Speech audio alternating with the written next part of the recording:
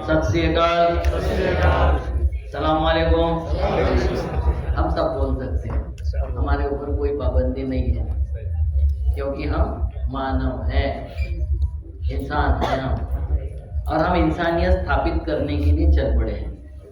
हमारा कारवा जो है उसमें जुड़ते रहेंगे लोग, बहुत सारे दानी भी जुड़ते रहेंगे, बहुत सारे छीनने वाले भी जुड़ते रहेंगे। हमको ढूंढना पड़ेगा कौन अच्छा कौन बुरा, और ये नजर हमको हमारा दृष्टिकोण दे देगी, हमारी समझ दे देगी। और ये समझ प्राप्त करने के लिए हम मंथन करने यहाँ बैठे। कोई वक्ता नहीं है, कोई श्रोता नहीं है, कोई गुरु नहीं है, कोई चेला नहीं है। ये परंपरा हम मानते नहीं है। हम ये मानते हैं कि हर एक व्यक्ति सुख प्राप्ति के लिए अपना सब कुछ समर्पित करना चाहता है। कोई भी दुख के लिए कुछ भी नहीं करता। जो आपके यहाँ बजा के ढोल ताशे आपके कार्यक्रम को डिस्टर्ब करना चाहते हैं, जिन्होंने कार्यक्रम रोकने का प्रयास किया, वह भी उसमें अपना सुख खोज रहे थे। उनको भी ये नहीं लग रहा था, उनको आपको तकलीफ दे के सुख लग रहा था। किसी को महात्मा को मार के सुख लग रहा था, किसी को महात्मा को मान के सुख लग रहा था। हर एक का अपना सुख है। तो मैं आपको एक 4 लाइन के साथ शुरुआत करता हूं कि मंजिलें उनकी होती है जिनके सपनों में जान होती है। कि मंजिलें उनकी होती है जिनके सपनों में जान होती है। पंखों से कुछ नहीं होता, हौसलों से उड़ान होती है। आपके किसी के बाप दादा कोई मुख्यमंत्री नहीं थे, सांसद नहीं थे, विधायक नहीं थे, तो आपकी तुलना स्वयं से है, दूसरे से नहीं है। अमिताभ बच्चन का कंपेयर उसके बेटे से होता है और बेटा फ्लॉप हो गया। विलासराव देशमुख जी का, हमारे यहाँ के मुख्यमंत्री थे, उनका कंपेयर उनके बेटे के साथ जब होता है तो सब यही बोलते हैं कि बाप बहुत अच्छा था।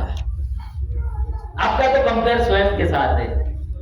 लालू का कंपेयर उनके बेटे तेजस्वी और तेजपाल से होगा तो उनके सामने वो फूके रहेंगे, फीके रहेंगे। बाप की कितने भी इच्छा हो कि मेरा बेटा मेरे से बड़ा हो जाए, वह होता नहीं है, क्योंकि वो सोच होती नहीं है, उतने झटके खाए हुए होते नहीं है, इतना संघर्ष उसने किया नहीं होता। तो जिसने जितना संघर्ष ज्यादा किया है उतनी सोच बड़ी हो जाती है, संकुचित हो जाती है, बड़ी हो जाती है। इच्छा सबकी बड़ा होने की ही रहती है। देखो, हमारे दुनिया में जितने पत्थर मिलते हैं, एक पत्थर से दूसरा पत्थर कभी मिलता नहीं, अलग होता है। कोहिनूर मिल गया, कोहिनूर से बड़ा मिलेगा या छोटा मिलेगा? दूसरा कोहिनूर मिल सकता है क्या? नहीं। ये पेड़ में जो पत्तियां है, एक पत्ती से दूसरी पत्ती एकदम अलग है, इसके एक दूसरे के साथ प्रिंट मिलते नहीं।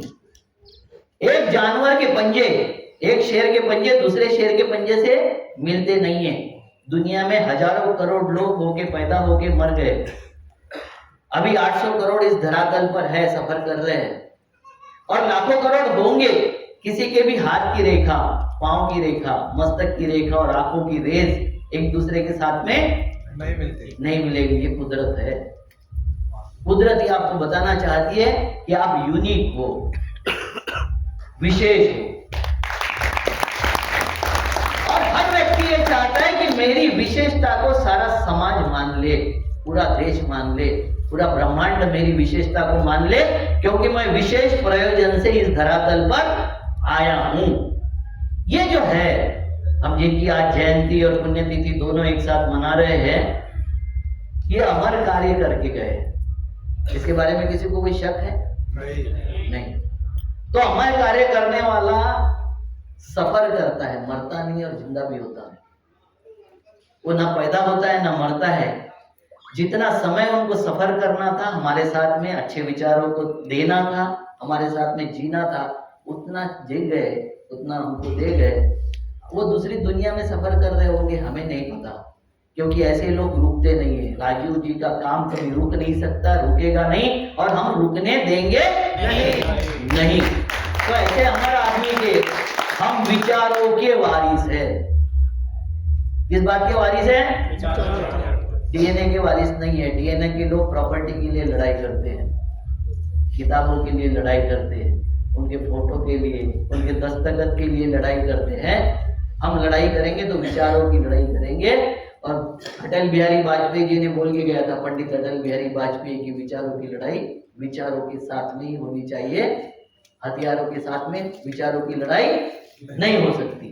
जो हथियार उठाते हैं वो तो ना राजीव जी को समझते हैं, ना गांधी को समझते हैं, ना विनोबा जी को समझते हैं, ना किस विचारों की ताकत समझते हैं। मैं एक बात आपसे पूछना चाहता हूं कि हमारे देश में सबसे बड़ा राजा कौन था अभी तक पूरे इतिहास में? अशोक और विक्रमादित्य। मगर हमारा देश सबसे बड़ा राजा राम को मानता है, अशोक को मानता है। विक्रमादित्य सबसे बड़े राजा थे क्योंकि ये देश त्याग की पूजा करता है, भोग की नहीं। ये देश त्यागियों का देश है। जिसने भी कुछ त्यागा होगा, हमको अगर लगा कि ये त्याग का है, जैन साधु जब ये लेते दीक्षा लेते हैं तो करोड़ों रुपए वो ऐसे उछाल देते हैं सबके ऊपर, हम उसको बोलते हैं बहुत बड़े त्यागी है। क्योंकि ये देश त्यागियों की बात। गांधी को हमने क्यों माना? बड़ा त्याग किया, उस वक्त का उनका सबसे बड़ा त्याग था। नेहरू को हमने क्यों माना? बड़ा त्याग था। राजीव जी को क्यों मानते हैं हम? कि वो अगर ये लेक्चर देने के लाखों रुपए लेते तो बड़ी बड़ी कंपनियां उस जमाने में भी उनको लाखों रुपए देती कि नहीं देती? देती। उन्होंने लाखों रुपए ठुकरा के सामान्य जन के साथ, सामान्य लोगों के साथ में जब अपना संवाद स्थापित किया, किस बात के लिए किया? ये देश में सुधार के लिए किया। ये देश शोषण मुक्त हो जाए इसलिए किया। ये देश लुटेरों से मुक्त हो जाए इसलिए किया। ये देश में कुछ अच्छा हो जाए, आने वाली जनरेशन के लिए अच्छा हो जाए। क्या आपको पता है कि दिल्ली के पानी में और बिहार के पानी में 75% यूरेनियम मिल गया है। माँ के दूध में यूरेनियम आ रहा है। कोई माँ चाहती है कि अपने बेटे को कैंसर दे दे? चाहेगी कोई? दुनिया की ऐसी माँ है कि उसको लगता होगा कि मेरे बेटे को कैंसर हो जाए? अगर उसके दूध में ही कैंसर आ रहा है, माँ के दूध में, इसका विरोध तो किया ही था ना। राजीव जी ने इसका विरोध किया था, दीक्षित जी ने किया था कि नहीं किया था? हमने क्या किया? उसको आगे बढ़ाने के लिए हमने क्या किया? तो ये देश गजब का देश है। सब लोग चाहते, अपेक्षा रखते हैं कि कुछ अच्छा हो जाए, मगर कोई मसीहा ढूंढते रहते, स्वयं मसीहा नहीं बनता। कोई भगत सिंह बनने को तैयार नहीं है, कोई चंद्रशेखर आजाद बनने को तैयार नहीं, कोई राजीव दीक्षित बनने को तैयार नहीं, कोई देवेंद्र बल्हारा बनने को तैयार नहीं है, क्योंकि उसमें कुर्बानी देनी पड़ती है। हमें सब आसानी से जो मिल सकता है ना वो चाहिए, और फिर जो दे रहा है उसके सामने सवाल भी खड़े करने, तुमने क्या किया? हमने कुछ नहीं किया भाई, हम प्रयास कर रहे हैं, हम वो प्रयास कर रहे हैं। और ये देश बहुत दुर्भाग्यशाली है कि इस देश में जब कोई मर जाता है, बुद्ध को 400 साल बाद हमको समझ में आया, बुद्ध जो दुनिया को पहले समझ में आ गया था, हमको 400 साल लगे बुद्ध को समझने में। राजीव दीक्षित को भी समझने में आपको कितने साल लगे मुझे पता नहीं है, आज नाम लेते हो। भगत सिंह को समझने में कितने साल लगे मुझे नहीं पता। हम जिंदे आदमी को जब तक समझना शुरू नहीं करेंगे, और जिंदे आदमी को समझते हैं तो जिसका प्रोपेगेंडा बहुत होता है, जो बताता है कि बचपने में मैं मगरमच्छ पकड़ के ले आता था, मैं रेल पे चाय बेचता था। जब रेलवे स्टेशन बना 34 साल के थे मोदी जी। अब बचपने में रेलवे स्टेशन नहीं था तो पटरियों को चाय पिलाते थे क्या? गजब गजब की कथा है, गजब गजब की बात हमारे सामने फ्लोट कर देता है कोई भी आदमी उठ के, और हम उसको मान लेते हैं। और जो सच्चाई रहती है, जो प्रचार नहीं करता है खुद का, उसको हम मानते नहीं। ये दुर्भाग्य, इस देश का दुर्भाग्य है। इस दुर्भाग्य को बदलने का काम हम राजीव जी के जयंती और पुण्यतिथि के दिन हमको ये प्रण लेना पड़ेगा कि अब ये देश को बदलेंगे, निजाम बदलेंगे, आदमी को जिंदा रहते हुए समझने का प्रयास करेंगे कि वो 10 गुना बड़ा हो जाए। करना चाहिए कि नहीं करना चाहिए? हमको जिंदे आदमी को समझना पड़ेगा। मरने के बाद तो कोई भी समझ जाता है, मरने के बाद फिर उसका क्या बोलते हैं हमारे यहाँ, मरणांतिक जो वय होता है वो समाप्त हो जाता है। जब बैर का हमारा चश्मा उतर जाता है, हमारे कान में से बैर निकल जाता है, तो फिर उसकी सही वाणी हमको सुनाई देती है, सही बात सुनाई देती है। वो जिंदेपन में सुनाई देनी चाहिए कि नहीं देनी चाहिए? देनी चाहिए। मतलब महिलाओं के वोट डालते हुए हम रिकॉर्डिंग करेंगे और आपको देते वक्त पूछेंगे देना चाहिए कि नहीं देना चाहिए। तो रिकॉर्डिंग क्यों किया था? भले मानुस। कल सुप्रीम कोर्ट में धारा 324 और 327 पे जजमेंट यानी डिस्कशन हुआ। कपिल सिब्बल और मनु सिंह भी, अभी तक मनु सिंह भी, उन्होंने बताया कि ये देश में एसआईआर जो चल रहा है वो इलीगल है। कोई भी चुनाव आयोग इस तरीके से रेफरेंडम नहीं ले सकता। हमारी संविधान की ये धाराएं है। इस धारा के अनुसार ये रेफरेंडम, अभी मैं थोड़ा लेट इसीलिए हुआ कि एक इंटरव्यू दे रहा था, उसके बारे में कल पढ़ा मैंने पूरा, रात में भी यहाँ से गया तो उसके बाद में वो पढ़ा पूरा, कि कोई भी चुनाव आयोग इस तरीके से रेफरेंडम लेने का अधिकार ही नहीं रखता। जो आदमी जो चीज लेने का अधिकार नहीं रखता वो कर रहा है, वो लीगल है कि इलीगल है? और इलीगल के पीछे हम सर नीचे करके जा रहे हैं, तो क्या हम राजीव जी को मान रहे हैं? क्या हम ये बोल सकते हैं कि हम राजीव जी को फॉलो कर रहे हैं? हम ये मान सकते हैं कि राजीव जी को मानने वाले हम लोग हैं? सत्ता से के टकराने का नाम था राजीव दीक्षित। हम क्या कर रहे हैं? हम किसी का अनुयायी बनने का काम कर रहे हैं। ये विश्व गुरु का देश है। मैं अलग डायरेक्शन पे बोल रहा हूँ, मजाक के तौर पे कटाक्ष नहीं कर रहा हूँ। ये विश्व गुरु का देश है। यहाँ से हमने ये मंत्र दिया है दुनिया को, अहम ब्रह्मास्मि, मैं भगवान हूँ। मैं भगवान बन सकता हूँ, मैं बुद्ध बन सकता हूँ, मैं महावीर बन सकता हूँ, मैं राम बन सकता हूँ, मैं कृष्ण बन सकता हूँ। ये सब के अंदर बैठे उस परमात्मा ने आपको प्रेरणा दी है, यहाँ के विचार ने प्रेरणा दी है। ये विचार लेके जब विवेकानंद अमेरिका में जाते हैं, ब्रदर्स एंड सिस्टर बोलते हैं, तो पूरी मीटिंग जीत लेते हैं, पूरी सभा, धर्म सभा उनके लिए एक स्वर में खड़ी होकर तालियां बजाती है। ये ताकत है इस देश की माटी में, इस देश के डीएनए में। वो ताकत को पहचानने की जरूरत है। हमें किसी दूसरे पराये विचार की, पुराने आचरण की जरूरत नहीं है। भौतिक साधनों के लिए हो सकते हैं वो सारे देश हमसे बड़े हो, भौतिक साधनों में उन्होंने बहुत खोज की हो, मान जाते हैं, मगर भावनिक, आध्यात्मिक ये साधनों में हमसे बड़ा कोई नहीं है। और ये साधनों के ऊपर हम जब तक एकाग्रित चित्त नहीं होंगे, उसको समझने का प्रयास नहीं करेंगे, और हम भी उनकी लड़ाई उसी तरीके से लड़ने लग जाएंगे कि ये लड़ाई हमारी प्रॉपर्टी की लड़ाई नहीं है। राजीव दीक्षित जी की प्रॉपर्टी के लिए कौन कौन लड़ रहा है? यहाँ है कोई? हाथ खड़ा करे। प्रॉपर्टी के लिए नहीं, विचारों के लिए। विचारों के लिए कौन कौन लड़ रहा है? तो विचारों के लिए प्रॉपर्टी की जरूरत होती है कि विचारों की जरूरत होती है? विचार सर्वव्यापी है, प्रॉपर्टी संकुचित है, विचार सर्वव्यापी है। तो उस सर्वव्यापी राजीव दीक्षित के साथ हम आज खड़े हैं। बाकी कौन कहाँ खड़ा है वो अपना मूल्यमापन वो कर ले, हम वो मूल्यमापन करने के लिए यहाँ बैठे नहीं हैं।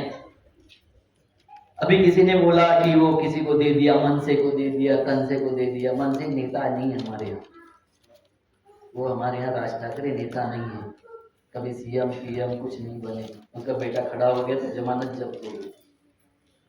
ये हमारे नहीं है नेता, मगर नफरतियों का ढोल बहुत ज्यादा बज जाता है, क्योंकि उनको नफरत ही करना है। प्रेम का ढोल बजना नहीं।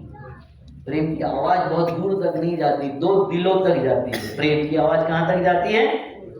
दो दिलों की आवाज। बाहर बहुत बड़ा इसका शोर होता है क्या? दिल की आवाज का शोर होता है क्या? ढोल की आवाज का शोर होता है, और ढोल नफरती बजाते हैं। दिल के तार कौन छेड़ता है? प्यार करने वाला। तो हम प्यार करने वाले लोग हैं इस देश से, इस धरा से, यहाँ के लोगों से, यहाँ की माँ, माटी, मानुष से। सबसे प्यार करने वाले लोग हैं या नफरत करने वाले लोग हैं? प्रेम करने वाले लोग हैं। गांधी को मारने का प्रयास करने वाले गांधी से प्रेम करते या नफरत करते थे? नफरत कर रहा है।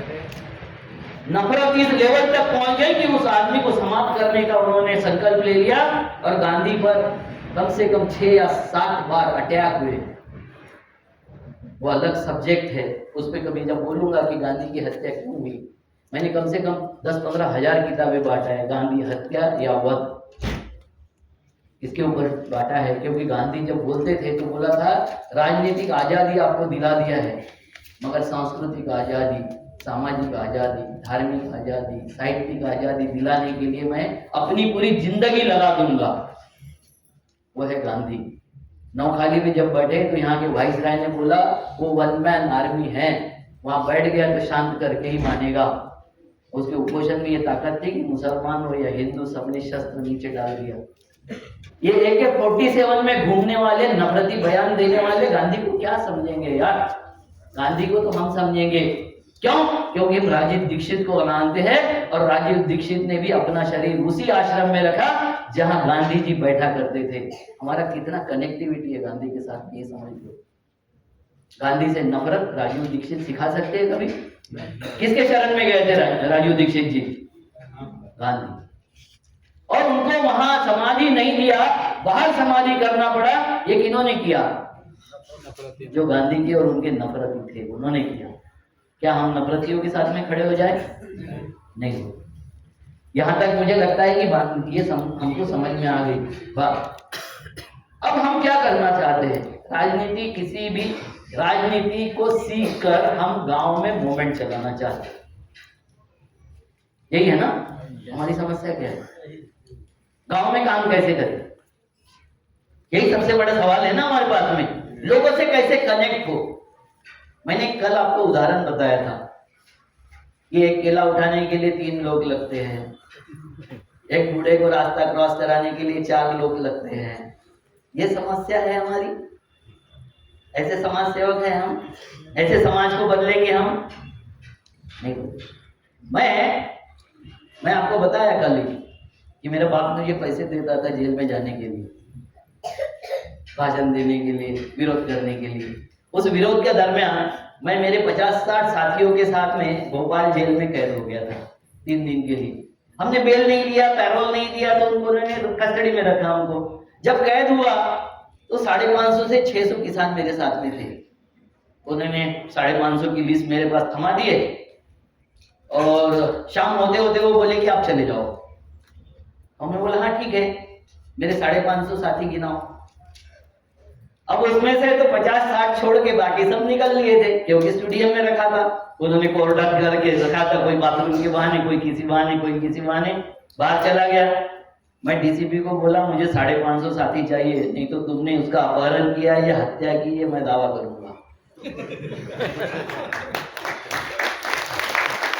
उसके तो हाथ पांव खुल गए। वो DCP के हाथ पांव खुल गए कि हम क्या बोले, अब इनको क्या जवाब दे। बोले साहब मेरे कोई दोष नहीं है, मैंने कुछ गलत नहीं किया, आप क्या चाहते हो?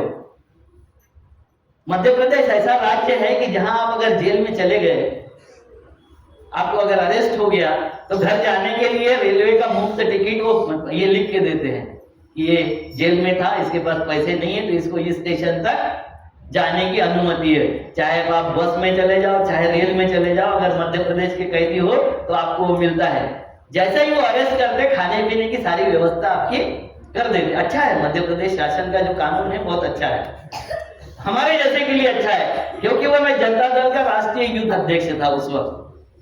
ये जो नीतीश कुमार जी है, रामविलास पासवान है, शरद यादव जी थे, रामकृष्ण हेगड़े थे, ये सब लोग मुझे व्यक्तिगत जानते थे।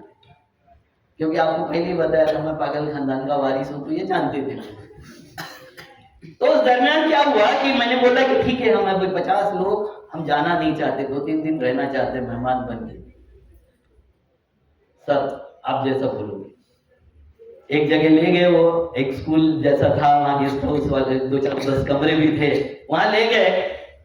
और वहां ले जाके उन्होंने बोला कि ठीक है सर यहाँ रहिए, आपको लगता है। तो मैं बोला मुझे एक ब्लैक बोर्ड चाहिए, कुछ कलम चाहिए, ब्लैक बोर्ड चाहिए, और खाने पीने की व्यवस्था तो आप करोगे, मेहमान हैं हम आपके। बोले हाँ ठीक है। वो ब्लैक बोर्ड और वो लेके किसान साथी ज्यादातर थे यहाँ, कल सबने हाथ खड़े किए थे कि हम किसान हैं। मैंने एक सवाल उनसे पूछा था कि बताइए किसानों की समस्या कितनी है, गिनते हम। उन्होंने बोला हजारों समस्या है। मैं बोला नहीं, अभी ब्लैक बोर्ड पे लिखते हम। आपको क्या लगता है किसानों की कितनी समस्या है?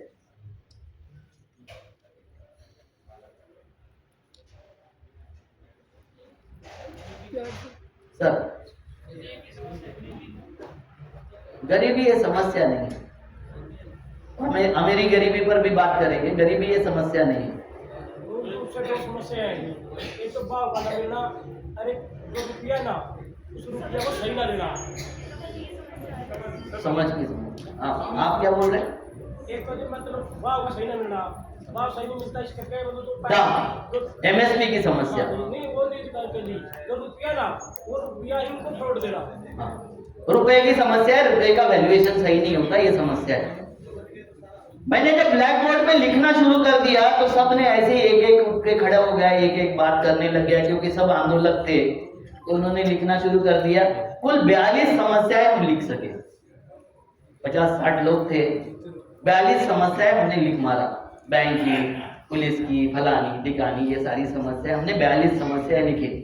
मैं बोला अब ये दूसरा ब्लैक बोर्ड है, इस ब्लैक बोर्ड पे हम लिखते हैं वो समस्या कि जो पैसे के अभाव में छूट नहीं सकती। अगर पैसा नहीं है उसमें डालोगे तो छूटेगी नहीं। और दूसरी समस्या हम ये करते हैं कि जो संगठन है, आपकी समूह शक्ति है, आप इकट्ठा होकर अगर बात करते हो, जैसे अविनाश काकड़े को जेल में पुलिस ले गई, पुलिस थाने में ले गई। एक काकड़े गया, दूसरा गया, तीसरा गया, 5 काकड़े ही गए। फिर 2 लोग और गए कि हमारे दामाद है या हम उनके दामाद है, वो चले गए। तो पुलिस वाले पैसा मांगेंगे कि नहीं? अगर मेरे टाइटल के छोड़ के दूसरे जातियों के और दूसरे धर्म के 5 लोग पहुंच जाए, पुलिस वाले क्या बोलेंगे? ये भला जल्दी छोड़, मिलना मिलना कुछ नहीं, बेकार का बवाल हो जाएगा। यही बोलेगा ना पुलिस वाला, क्या बोलेगा? इसलिए जरूरत है जनता सरकार मोर्चा की। कि आप जब समस्या में गिर जाओ, आपके ऊपर शासन प्रशासन अतिरेक करने लग जाए, आपके संवैधानिक अधिकारों को मानने से मना कर दे, उस वक्त एक बलिहारा, एक काकड़े, एक और कोई अगर पहुंच जाएंगे तो पुलिस वाला आपको रोक के रख सकता है? नहीं। इतना सारा इन्होंने किया, आपने बताया यहाँ से लेके राष्ट्रपति तक और प्रधानमंत्री तक लिख मारा, सब कुछ किया, क्या आपकी मीटिंग रोक सके? नहीं। क्यों? क्योंकि सारे बलारा नहीं थे। चौधरी भी थे, सब समाज के बात समझ में आ गई? रैंडम कम्युनिटी है ना? तो हमारी गांव की कमेटी कैसी होनी चाहिए? रैंडम। सबसे पहले हमें कोई जाति को नहीं मानते, कोई धर्म को नहीं, कोई भाषा को नहीं, कोई विवाद को नहीं, कोई सामाजिक स्तर को हम नहीं मानेंगे, सबको इंसान मानेंगे। तो हमारी कमेटी कैसी हो? तो जब कमेटी सर्वसमावेशक होगी तो समस्याएं जो हमारे सामने आएगी वो एक कम्युनिटी की आएगी कि सबकी आएगी? सबकी। तो समस्या समझोगे कैसे? किसी ने बताया गरीबी समस्या है, मुझे बताओ जनसंख्या समस्या है नहीं या समाधान? समाधान। समस्या क्या है? हमको दिमाग में डाल दिए, तुम्हारे 4 उनके 40, जनसंख्या इतनी बढ़ रही है। कोई पूछता नहीं है कि केरला में क्यों हुई, केरला में जनसंख्या क्यों कम हो रही है, कश्मीर में क्यों कम हो रही है, उत्तर प्रदेश और बिहार में क्यों बढ़ रही है। सवाल पूछते हैं क्या हम? नहीं पूछते। मुसलमान अगर जनसंख्या बढ़ा रहे तो जम्मू कश्मीर में बढ़नी चाहिए थी ज्यादा, केरला में बढ़नी चाहिए थी ज्यादा। केरला में जनसंख्या की वृद्धि दर है 1.7। कितना? 1.7। 2.1 होता है जब लोक संख्या की वृद्धि दर 2.1 होती है, जब जो इक्वल होता है, बैलेंस हो जाता है, पॉपुलेशन बैलेंस हो जाता है। अगर उससे कम हुआ तो पॉपुलेशन गिर रहा है। दुनिया इसको फेस कर रही है कि पॉपुलेशन गिर रही है। चाइना फेस कर रही है, चाइना ने 1 चाइल्ड पॉलिसी एडॉप्ट किया था। आप बोलते हैं जितने पैदा करना है करो। जापान वाले तो पालने को तैयार है, 6 महीने की लीव दे दिया उन्होंने महिलाओं को। अगर बच्चे पैदा करते तो 6 महीने घर पे रह के वेतन दे देंगे, पैसा दे देंगे। दुनिया जब से समझदार होते जा रही है, बच्चों का पालन पोषण करने का जिम्मेवारी जब एहसास हो गया, तो कोई ज्यादा बच्चे पैदा करना नहीं चाहता है। कोरिया में नहीं चाहता है, जापान में नहीं चाहता है, अमेरिका में नहीं चाहता है, यूरोप में नहीं चाहता है, हमारे यहाँ भी नहीं चाहता है। हमारे यहाँ चाहे मुसलमान हो, चाहे हिंदू हो या सिख हो, ईसाई हो, कोई नहीं चाहता है कि उसके बच्चे ज्यादा हो। वो चाहता है कि मेरे बच्चे ढंग से पढ़े, मेरे बच्चे अगर पैदा हुआ है तो जिंदा रहे। जब बच्चे के लाइफ की सिक्योरिटी नहीं होती है, उसको लगता है 4 पैदा हो गए, 2 मर गए तो 2 रहना चाहिए, इसलिए वो 4 पैदा करता है। 10 पैदा करने, मैं तो बताता हूँ, लालू प्रसाद को 9 बच्चे। अब वो मजाक में बोलते हैं लालू जी कि वो फैमिली प्लानिंग प्रोग्राम मेरे तक नहीं पहुंचा इसलिए 9 हो गए। नहीं, उस प्रदेश के सारे लालू को 9 बच्चे ही थे। उत्तर प्रदेश में 2011 का अगर जनसंख्या देखोगे, हम पढ़ते लिखते कुछ नहीं है, व्हाट्सएप पे जो आता है वो मान लेते हैं, हर चीज व्हाट्सएप वाली मानते हैं। कल हमारे एक रजपूत भाई थे, वो मुझे पूछ रहे थे, अभी रजपूत भाई का एक वीडियो मेरे पास ही है, मैं दे दूंगा वो मांगेंगे तो।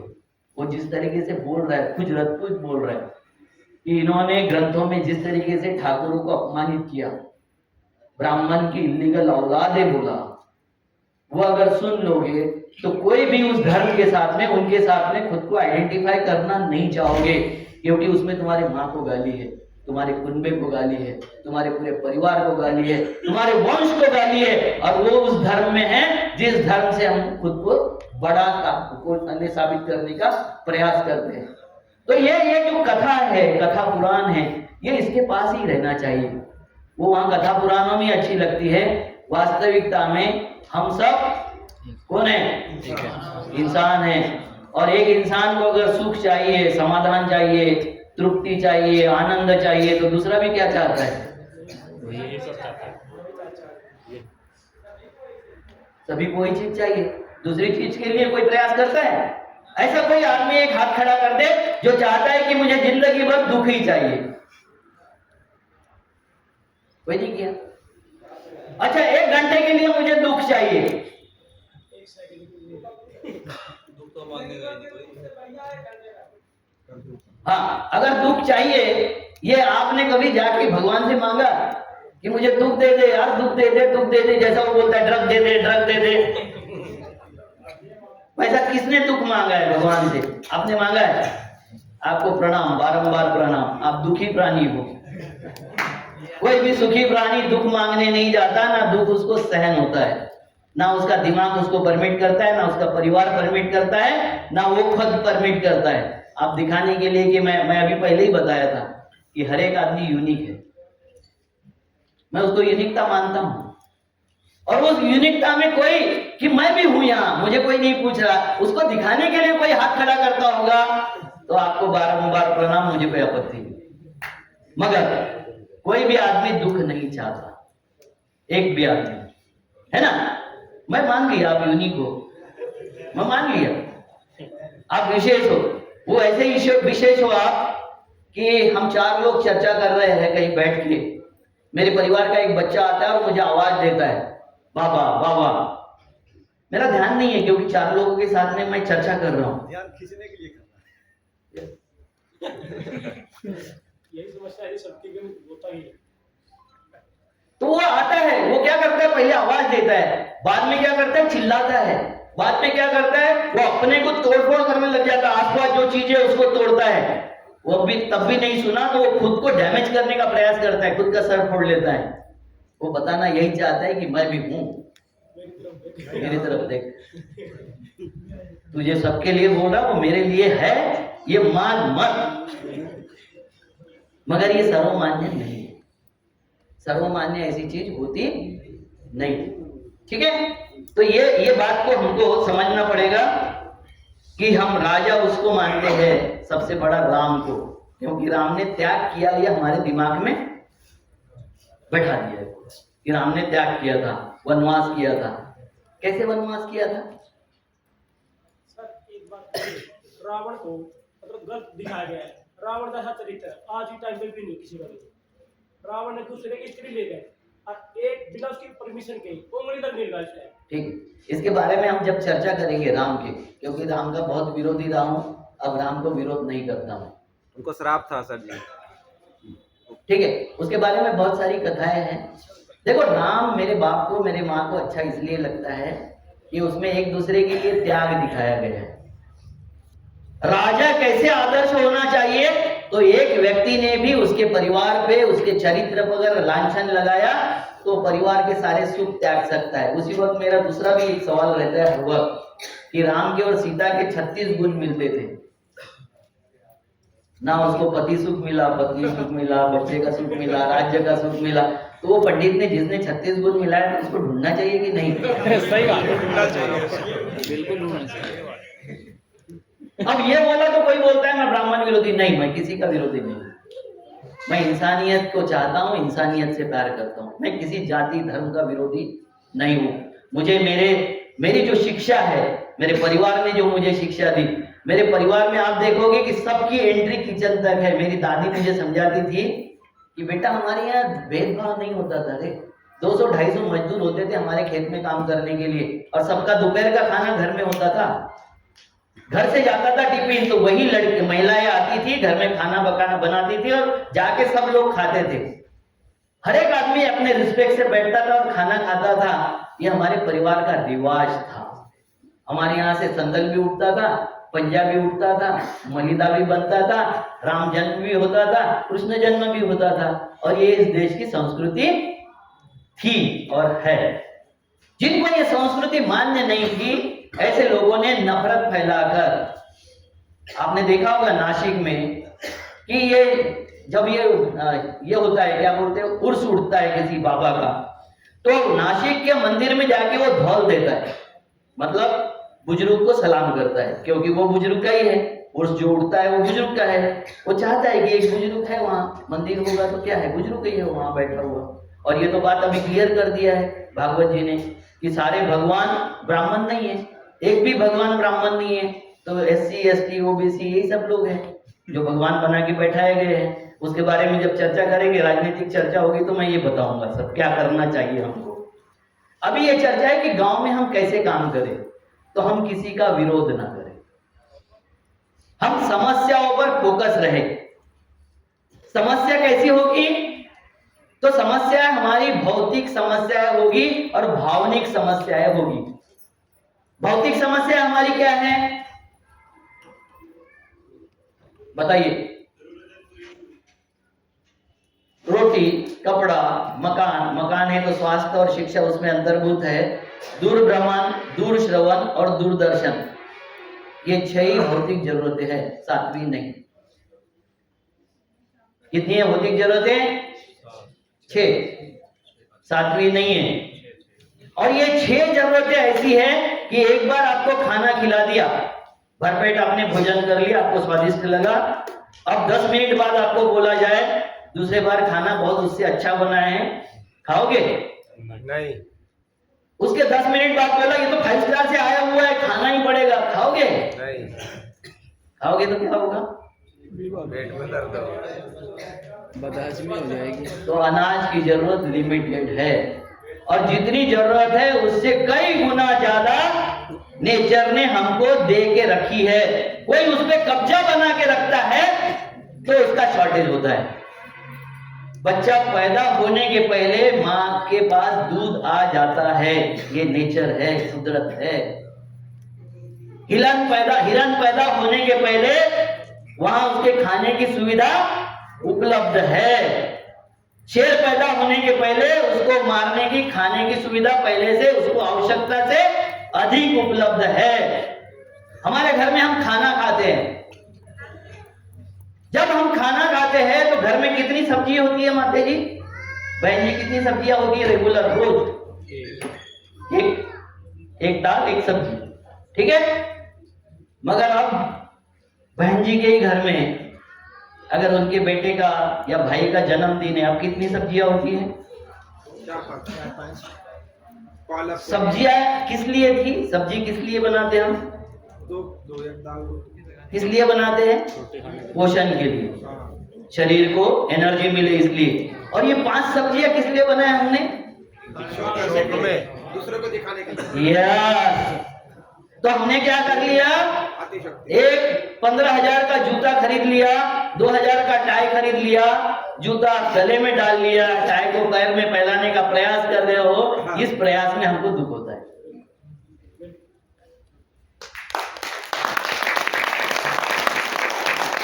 हम जब समझ जाएंगे कि जूते की जरूरत पैर में है, नेक टाई की जरूरत गले में है, ये जब समझ जाएंगे तो हमको मल्टीपल चीजें नहीं चाहिए। मल्टीपल चीजें किस लिए चाहिए? आप सफर कर रहे हो, एक मोटरसाइकिल पर एक पैर और दूसरे पर दूसरा रख के चलोगे तो अजय देवगन हो जाओगे ना?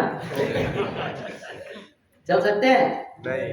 एक टी शर्ट पहना है, इससे बेहतरीन टी शर्ट आ जाए, इसको उतारना पड़ेगा या इसके ऊपर पहन लोगे? उतारना पड़ेगा। तो एक वक्त में एक टी शर्ट चाहिए, एक पैंट चाहिए, एक वक्त में एक वक्त का खाना चाहिए, एक वक्त अगर मोबाइल चाहिए तो एक ही चाहिए। 2 मोबाइल रखते तो किस लिए रखते हैं? दिखाने, ये भौकाल।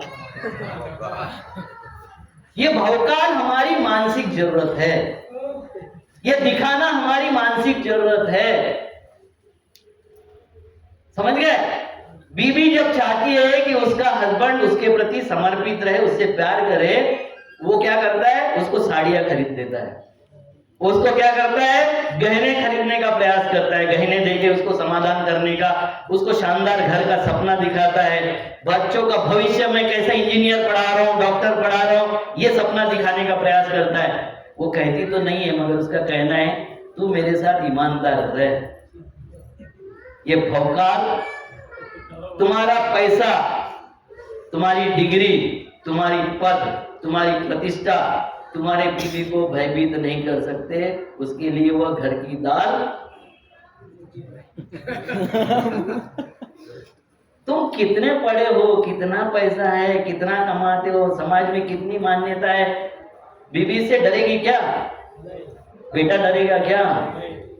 दुनिया के भ्रष्टतम आदमी को भी उसकी बीवी, उसका बेटा, उसका पीए उसे ईमानदार चाहिए, चाहे कि नहीं? मेरा एक मित्र था मंत्री, उसने 50 करोड़ की रिश्वत लिया, नाम नहीं बताऊंगा, ऑनलाइन हूं, अच्छा नहीं लगता है, मित्र है मेरे।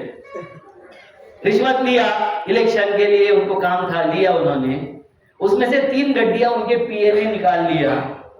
तो उन्होंने मुझे बात बहुत दुख से बोला, मेरा पीए चोर है, बहुत हरामखोर है, बोले साला हेर फेरी करता है। मैं बोला तुमने कौन सा धान बेच के लिया था पैसे?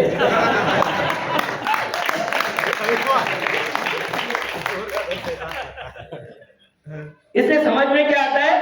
तू चोर है, वो भी चोर है। नहीं, एक समझ में आता है कि दुनिया के सबसे महानतम चोर को भी उसका पीए, उसका बीवी, उसके बेटे ईमानदार चाहिए। तो सबको ईमानदार की तलाश है। जनता सरकार मोर्चा ईमानदारों की तलाश समाप्त करके ईमानदारों का गिरोह पैदा करना चाहता है, लोग पैदा करना चाहता है। देखो हमारी एक कहावत है, सच है झूठ है, आपको लगेगा ये महिमा मंडित करता है, मगर जिसके सीने पर छत्रपति शिवाजी महाराज होगा और जो यहाँ संभाजी ब्रिगेड है उसका अगर सोल्जर होगा, तो कोई भी लड़की या महिला उसको आपातकाल में मदद मांगने से कभी डरती नहीं है। आपके सीने पर जो बिल्ला है वो पूरे देश में कहीं भी चला जाए, कोई भी गरीब आदमी, कोई भी दुखी आदमी, कोई भी महिला इस विश्वास से आपके साथ में खड़ी होनी चाहिए कि मेरा रक्षक है। आप सोच रहे हैं ना गांव में क्या काम करना है, तो सबसे पहला आपकी विश्वसनीयता पैदा करनी है, और विश्वसनीयता आश्वासक नेतृत्व से पैदा होती है। आश्वासक नेतृत्व मतलब आपके सुख में, दुख में, हर चीज में खड़ा रहने वाला आदमी कौन होगा? तो जनता सरकार मोर्चा का सोल्जर, फुट सोल्जर, ये आपके साथ में खड़ा दिखेगा। अगर आप दुखी हो तो सुख में चाहे ना दिखाई दे, दुख में आपके साथ दिखाई देगा। ये आश्वासक नेतृत्व हम अपने बीच में निर्माण करें। देखो, छत्रपति का कल अधूरा छूट गया था, बीच बीच में डिस्टर्ब होता है तो छूट जाता है। छत्रपति का जो ओरा पैदा हो गया था उसका चौरंग करने के बाद, तो एक 12 साल का लड़का एक घोड़ा उसके खेत के बीच में से जाने का प्रयास कर रहा था। जैसे ही मेड़ पे आया उसने उसकी लगाम पकड़ ली। और एक कविता है पूरी, खबरदार धर टाच मारोनी जाल उड़े चिंदड़िया उड़वी न राई राई ये उड़िया। मतलब अगर घोड़े को ये दे के तूने इशारा करके अगर मेरे खेत में दौड़ा दिया, टुकड़े टुकड़े कर दूंगा। वो बोलने वाला जो लड़का था वो रायबा था, और जो घोड़े पर सवार था उसका नाम था छत्रपति शिवाजी महाराज।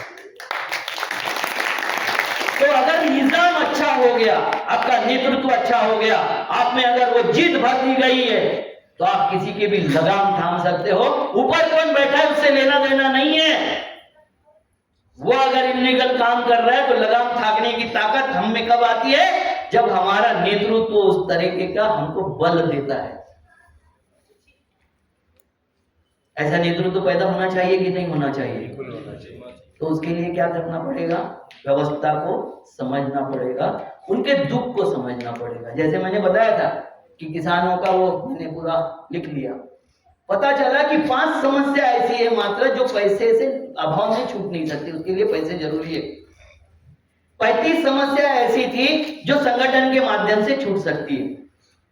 खतावनी नहीं दे रहा है लेखपाल, बैंक का कार्ड नहीं मिल रहा है, वक्त पे खाद नहीं मिल रहा है, वक्त पे बीज नहीं मिल रहा है, मार्केट में लूट हो रही है, मार्केट में कोई भी आके कुछ भी उठा के ले जाता है, मार्केट में मेजरमेंट सही नहीं हो रहा है। मैं अकेला आदमी जब पूरे छत्तीसगढ़ में आंदोलन किया था, क्योंकि 5-5 किलो अनाज ज्यादा तोल के ले लेते थे मारवाड़ी। वहां किसान गया, उसके वजन के नीचे कुछ होता था वो डाल देता था, उसमें वो बोरा डाल देता था, बोरे में पत्थर भर के डाल देता था, 5-5 किलो ज्यादा तोल लेता था अनाज। मैंने वहां आंदोलन किया, उसके लिए इलेक्ट्रॉनिक काटा लगाने के लिए सीएम को बाध्य कर दिया। सीएम ने फरमान निकाला, सारे मंडियों में इलेक्ट्रॉनिक कांटे होंगे। लड़ना पड़ेगा, बोलना पड़ेगा। लड़ाई का मतलब मारपीट करना नहीं होता है, अड़ना पड़ेगा। अब अगर मुझे सच लगा कोई भी बात, अगर हाँ, जैसे इलेक्ट्रॉनिक कांटे में चोरी भी तो होते हैं, और उसका पता भी लगता नहीं। ईवीएम मशीन में भी चोरी होती है, बुलेट में भी चोरी होती है, बैलेट में भी चोरी होती है, मगर चोरी की पारदर्शिता बहुत ज्यादा हो जाती है। इलेक्ट्रॉनिक कांटा अगर पहले जांच लो आप, उसके ऊपर सील है कि नहीं जांच लो, हर चीज की आपको समझदार होना पड़ेगा। बच्चा बुरा हो सकता है कि नहीं, बच्चा माँ बाप को मार सकता है कि नहीं, अपमान कर सकता है कि नहीं, उसका उपाय बच्चे पैदा करना बंद कर दे, ये होगा कि संस्कार ठीक रखना, ये होगा। हमारे लोगों को बहुत दम्भ है, हमने अपने बच्चों को अच्छा संस्कार दिया। मैं एक बहुत ही जिम्मेवारी के साथ वाक्य बोलता हूं कि संस्कार देने की नहीं लेने की चीज है। एक माँ अपने 4 बेटों को समान संस्कार देती है, देती कि नहीं? एक चोर हो जाता है, एक न्यायाधीश हो जाता है, जज हो जाता है, कैसे अपने आप होता है कि नहीं? अपने आप है। तो संस्कार ये लेने की चीज है, देने की नहीं। बाप जब बोलता है चोरी करना पाप है, और वही बाप उसको बताता है, वो कर्जा मांगने वाले आएगा ना तो उसको बता देना घर में नहीं है, बेटा तुरंत समझ जाता है कि झूठ बोलना पाप तो है नहीं यार, झूठ पकड़े जाना पाप है। वो बेटा जाके वहां भी क्या बोलेगा? बाप ने कहा है कि वो घर में नहीं है, क्योंकि उसको झूठ बोलना आया नहीं है। सिखाया किसने? हमने। और हम क्या बोल रहे हैं? सच बोलना अच्छी चीज है, झूठ बोलना पाप है। उसका दिमाग नहीं मान रहा है, झूठ बोलने में उसका दिमाग मान नहीं रहा है। वो इसीलिए बताता है कि मेरा बाप अंदर है, तुमको बताने लगाया, घर में नहीं है। होता है कि नहीं? घर में होता है ना? ये नहीं होना चाहिए। अगर हमको बच्चे को सिखाना है, क्योंकि हम जैसा बिहेवियर अपने माँ बाप के साथ करेंगे वही बिहेवियर पलट के हमारे साथ होने वाला है।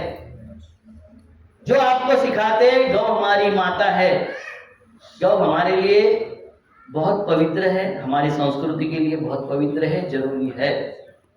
मगर मैं उसका क्या करूं कि सावरकर ने बोला कि गौमांस खाना कोई बुरी बात नहीं है, गौ को माँ के समकक्ष खड़ा करना बुरी बात नहीं है। ये सावरकर ने 6 सुवर्ण पाने नाम की किताब लिखा है, उसमें लिखा है। मैं अपने मन से कुछ नहीं बोल रहा हूँ, और हमको इसलिए सिखाने की जरूरत नहीं है क्योंकि मेरे घर में एक ही रूम का घर है मेरा, और मेरे घर में किसी गाय ने बछड़ा दे दिया और बारिश गिर रही है, बछड़े को कहाँ बांधेंगे आप? घर में। एक रूम के घर में आप अंदर लाके बांधोगे, ये आपको सिखाने की जरूरत है? किसी को समझाने की जरूरत है? मगर उनको समझाने की जरूरत है जिनके माँ बाप वृद्धाश्रमों में पल रहे हैं, वो हमारे आपके नहीं। पुणे की जो संस्कृति डेवलप हुई है, जिसको ये पवित्र संस्कृति बोलते हैं, उसमें माँ बाप को डस्टबिन कहते हैं, लड़के लड़कियां एक दूसरे को, कि तेरे घर में कितनी डस्टबिन है, मतलब कितने बुजुर्ग है। ये हमारी संस्कृति है? नहीं। ये हमारी सभ्यता है? नहीं।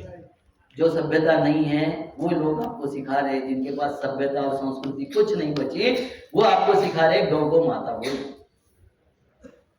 किससे क्या सीखना जरूरी है कि नहीं है? एक क्रिमिनल से, एक गुंडे डकैत से, एक बलात्कारी से आप सभ्यता के और संस्कृति के लेक्चर लोगे क्या? मैं यहाँ पूरा दारू पिया हूँ, दौड़ रहा हूँ, और मैं व्यसन मुक्ति का आपको लेक्चर दे रहा हूँ, कैसा लगेगा?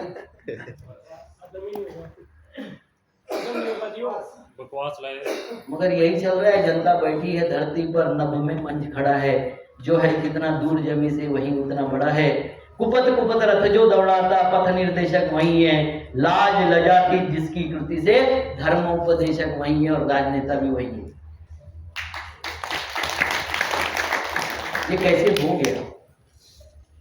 किस तरीके से हो गया? समाज इस तरीके से कैसे बह गया? क्योंकि चाणक्य ने कहा था, मैं चाणक्य को बहुत मानता नहीं हूँ, वो वास्तविक था ये भी मुझे मान्य नहीं है, मगर बात अच्छी कही थी। उन्होंने कहा था कि इस देश का अहित होगा तो दुर्जनों की दुर्जनता से नहीं, सज्जनों की निष्क्रियता से होगा।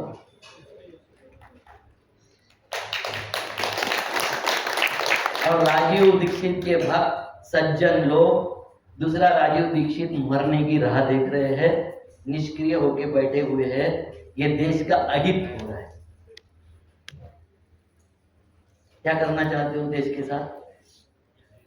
अगर हित करना चाहते हो तो सक्रिय हो जाओ, इकट्ठा होना शुरू कर दो, सप्ताह में 2-4 बार मिलने का यहाँ कोई प्रोग्राम तैयार करो कि हम कैसे मिल सकते हैं, किस तरीके से मिलेंगे, हम 1 घंटा सप्ताह में कैसे देंगे, 4 घंटे कैसे देंगे, 1 दिन कैसे देंगे, 4 दिन कैसे देंगे। और देने वाला, मैं आपको एक बात बताता हूँ कि हमारे यहाँ MG वैद्य नाम के RSS के चिंतक थे, अभी नहीं है, जिन्होंने तरुण भारत की शुरू किया था।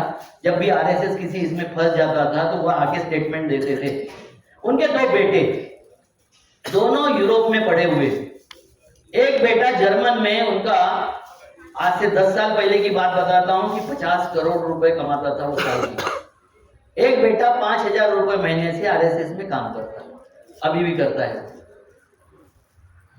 और जब वो बड़ा छोटा बेटा जो जर्मन में था, वो जब रहता था हमारा यहाँ वर्धा में, तो बड़ा भाई अगर आ रहा है वर्धा में, स्टेशन पे उतरने वाला है, क्योंकि उनका गांव 20-25 किलोमीटर यहाँ से दूर है, वो छोटा भाई जो 50 करोड़ कमाता है, वो गाड़ी लेके वहां 1 घंटा पहले खड़ा हो जाता था रेलवे स्टेशन पे कि वो आएगा तो उसकी बैग भी उठाऊंगा और गाड़ी में रखूंगा और उसको घर ले जाऊंगा। ये प्रेरणा समाज सेवकों के घर में अगर है तो कोई भी अपना जीवन न्यौछावर करने की बात या जीवन देने की बात कर सकता है। हमारे समाजों में तो ऐसी बात है कि अगर कोई 50 करोड़ रुपए कमा रहा है और कोई 5,000 रुपए महीना कमा रहा है, इज्जत किसकी होगी? और फिर बोलोगे कि हमारे यहाँ अच्छे लोग निकलते नहीं, कोई दूसरा करता नहीं है, कोई दूसरा समाज सेवा के लिए निकलता नहीं है। तो मेरे बहुत अच्छे संबंध थे गवई इस परिवार के साथ में, जो RS गवई, उनसे बहुत अच्छे संबंध थे। उनका बड़ा बेटा जो है राजेंद्र, उनसे मेरा दोस्ताना रिलेशन, अच्छे रिलेशन है। भूषण गवई जी अभी रिटायर्ड हुए, वो भूषण गवई उनके भाई के सामने झुक के खड़े होते थे। वो ये बोलते थे कि ये जब तक काम कर रहे हैं तब तक ही हम बड़े पदों पर पहुंच सकते हैं, क्योंकि आप जब बीज बोओगे, जमीन तैयार करोगे, उसके आधार पर ही समाज बड़ा होगा, आपके बीबी बच्चे बड़े होंगे, आपके नाती पोती बड़े होंगे। अगर नींव का पत्थर बनने के लिए अगर हम तैयार नहीं हैं और हम अपेक्षा कर रहे हैं कि मंदिर खड़ा हो जाए, तो नींव का पत्थर बनेगा कौन? देखो, मैं तो काम धंधे वाला आदमी था, बहुत अच्छा कमाता था, बहुत पैसा कमाता था। आज भी जितने शान शौकत चल रही है, बहुत शानदार तरीके से रहता हूं और मेरा परिवार मुझे शानदार तरीके से रखता है। दिल्ली में भी बेटे का घर है, नागपुर में तो हमारा पुश्तैनी घर है, मगर लोगों ने भोपाल में भी मुझे घर दे दिया, मुझे लखनऊ में भी घर दे दिया, बनारस में भी घर है। इस देश के कम से कम 500 जिलों में मेरे अपने घर है। खतावनी मेरे नाम से नहीं होगी, मगर रहने का पूरा अधिकार मुझे है, तो मैं खतावनी नहीं चाहता मेरे नाम से। अगर तुम ईमानदारी से काम कर रहे हो और वो अगर सोचता है कि ये आदमी आश्वासक है, ये मेरे परिवार को कोई समस्या नहीं होगी, इसके रहने से परिवार में उन्नति ही आएगी, इसके सोच से परिवार में उन्नति आएगी, तो कोई ऐसा परिवार नहीं है जो आपको रखने में मनाही करे। कमिटमेंट आपका होना चाहिए, वो विश्वास आपका होना चाहिए। वो विश्वास निर्माण करने के लिए, वो चरित्र निर्माण करने का काम जनता सरकार मोर्चा करेगी, ये मुझे लग रहा है।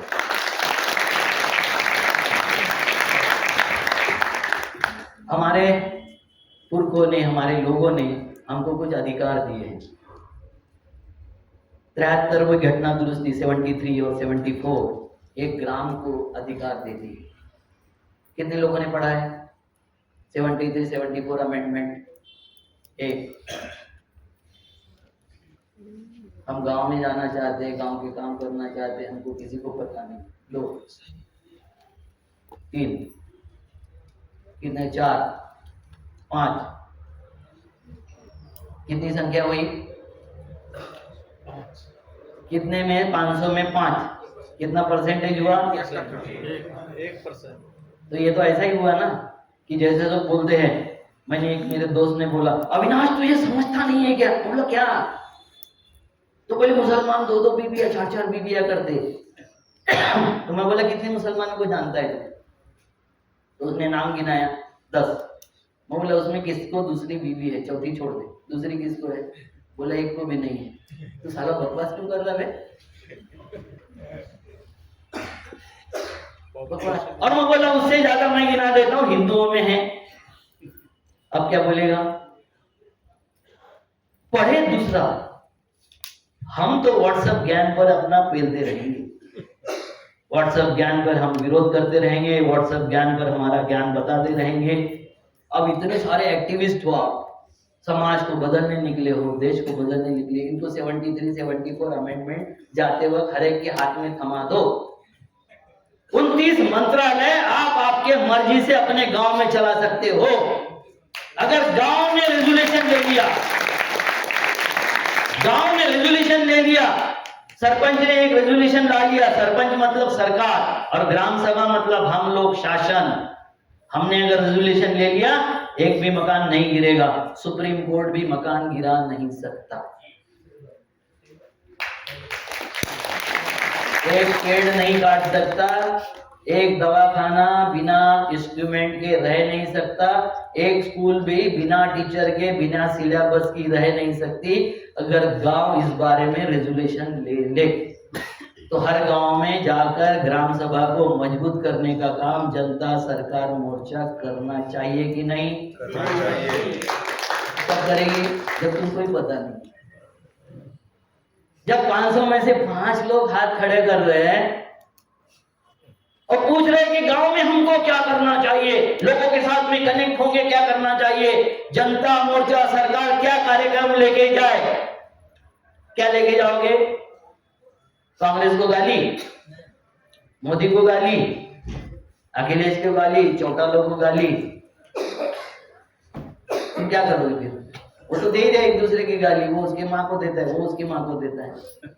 हमारे लिए माँ तो कुछ नहीं है, गाली की चीज है हमारी माँ। तो मेरी नहीं है तो दूसरे की होगी? नहीं होगी। मगर कोई दूसरे को देता है तो, मुझे देता है तो मैं भी प्रयास करता हूं कि उसको दे दो। मगर जब गांधी ने बोला था, गांधी से शांति से निकल गए, बौद्ध ने बोला था कि एक आदमी उनके सामने खड़ा हो गया और बहुत गाली बकने लग गया। उन्होंने उसको पूछा, अच्छा हो गया? बोले आप कुछ बोल नहीं रहे। वो बोले तूने जो दिया वो तेरे पास है, मैंने तो लिया ही नहीं।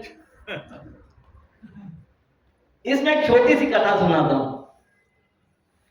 ये इंजीनियरिंग कॉलेज रायपुर की कथा है। उस इंजीनियरिंग कॉलेज में सीनियर लड़के बैठे हुए थे, पहले क्लास में, पहले फर्स्ट ईयर में एडमिशन लिए लड़कों की रैगिंग ले रहे थे।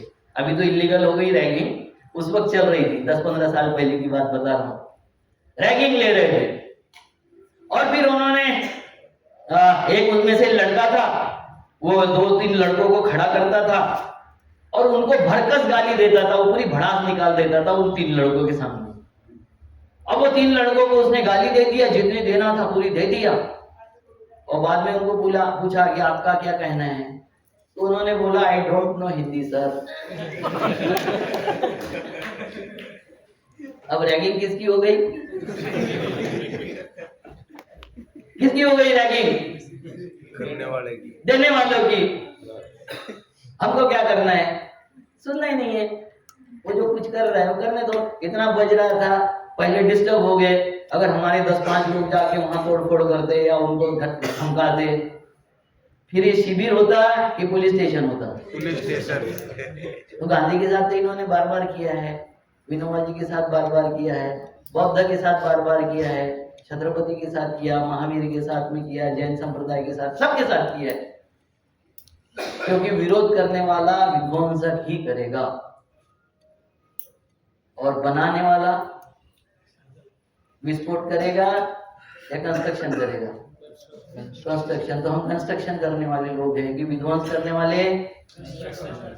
कंस्ट्रक्शन करने वाले। तो आपको सब्र रखना पड़ेगा या आताताई होना पड़ेगा? सब्र रखना पड़ेगा। सब्र रखो, सब ठीक होने वाला है। जितने तेजी से ऊपर जाता है उतने तेजी से नीचे आता है, आने ही वाला है। मगर आने वाला दूसरे ऐसे आदमी के ना चला जाए कि ईंट से, यानी पत्थर से ईंट ज्यादा अच्छी है, ईंट के पास ना चला जाए, नहीं तो फिर हमारे 70 साल खराब हो जाएंगे। तो आपका वजूद खड़ा करना ये जनता सरकार मोर्चा का काम है, आपका सबका काम है। वो एक नाम है, नाम कुछ भी रह सकता है, मुझे नहीं पता क्या नाम होगा, आगे नहीं होगा, मगर एक सोच होगी। सोच ये होगी कि कोई भी सरकार संविधान के अनुसार, हमारी सरकार हमारे लिए, हमारे जैसा हमको आवश्यकता होगी वैसा काम करेगी, वही हमारी सरकार होगी। यही चाहते हैं ना हम लोग सब बैठे हुए, क्या चाहते हैं? सबके लिए, सबका साथ। विकास दो का ही होता है यार, सबका नहीं होता ना। वो वाला नहीं चाहिए। मगर हम तो नारे में बह गए थे ना। आपको एक बात बताता हूं, 1975 में जब बैंकें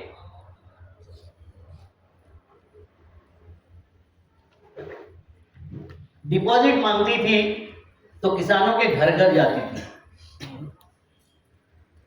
कितने लोग हैं यहाँ 75 के पहले वाले? हाथ खड़े करें। बैंक का मैनेजर आपके घर में आता था, अगर गांव के आप अच्छे रसूखदार आदमी हो, बोलता था कि पैसे घर में क्यों रखते हो, सोने में क्यों रखते हैं, हम तो बैग भी देंगे, आप हमारे यहाँ डिपॉजिट रखो। आते हैं ना? हाँ, अभी इनके गांव में आज भी आते हैं। तो हम कौन थे? साहूकार थे। जिस वक्त ये देश आजाद हुआ, अंग्रेजों के ऊपर विदर्भ के कारंजा मंडी का 700 करोड़ रुपए बकाया था। कितना? 700 करोड़। 55 करोड़ के लिए हमने गांधी मार दिया, ऐसा वो कहते हैं। 700 करोड़ किसानों का बकाया था। क्यों? हम साहूकार थे, सोने से ज्यादा कीमत हमारी थी।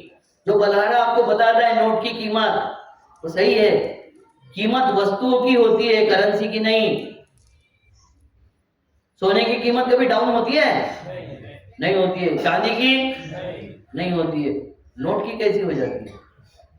क्योंकि वो माध्यम है, साधन नहीं है, ना साध्य है, माध्यम है। माध्यम की कीमत कभी भी, पूरा कोरोना चले गया, डॉलर की कीमत उन्होंने उसको करेंसी नहीं बनने दिया, असेट बना के रखा। डॉलर की कीमत गिरी, नहीं, रुपए की कीमत, सारे बाकी करेंसी की कीमत गिर गई कि नहीं गिर गई? हमारा जब लेते थे बैंकों से, खरीदी करते थे 1947 के पहले, मेरे दादा का बताया हुआ है, तो 36 ग्राम सोना आता था 1 क्विंटल कपास के विरोध में। अभी आधा ग्राम सोना नहीं आता है। किस तरीके से? और रुपए का गिरना मतलब क्या, कोई बताएगा? रुपया गिर गया मतलब क्या? हाँ जी,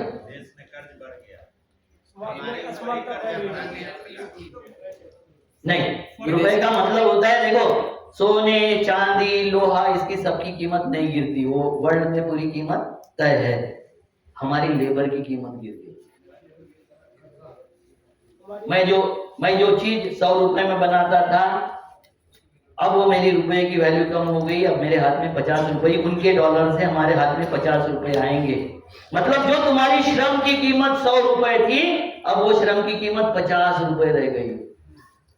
बात समझ में आ रही कुछ? हाँ जी।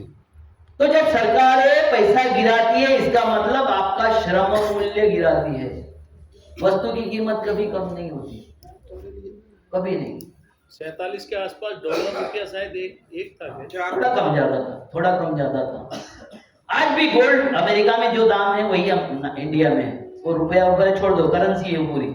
गोल्ड का दाम पूरे दुनिया में एक सा है, यूरेनियम का दाम एक सा है, चांदी का दाम एक सा है, गेहूं का दाम भी एक सा ही है। उसमें सब्सिडी, बजट, करेंसी वो सब बढ़ जाता है, अलग है, मगर दाम एक सा है, क्योंकि उसकी उपयोगिता एक सी है।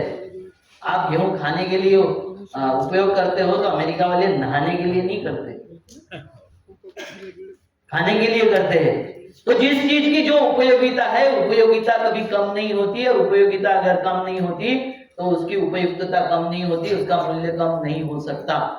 मूल्य कम होने का मतलब है हमारे लिए इतना मतलब है कि हमारी सरकारें हमारा श्रम मूल्य लूट रही है, श्रम मूल्य कम करते जा रही है। कल जो आपको 50 रुपए मिलते थे, अब उसके काम के आपको 25 रुपए मिलेंगे। बवाल किसने करना चाहिए था? हमने। हमको तो समझ में नहीं आता है। ये कौन समझाएगा? जो समझदार है बलारा या बलारे की फौज, वही समझाएगी ना, कौन समझाएगा?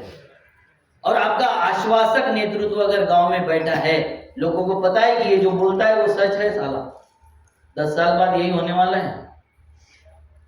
हमारे देश का कर्जा पूरे 60 साल 65 साल में देश पर कर्जा हुआ था 55 लाख करोड़ रुपया। कितना? 55 लाख करोड़। अभी ये 11 साल में हो गया 240 लाख करोड़। हम बोल रहे अच्छे तरीके से जा रहा है देश।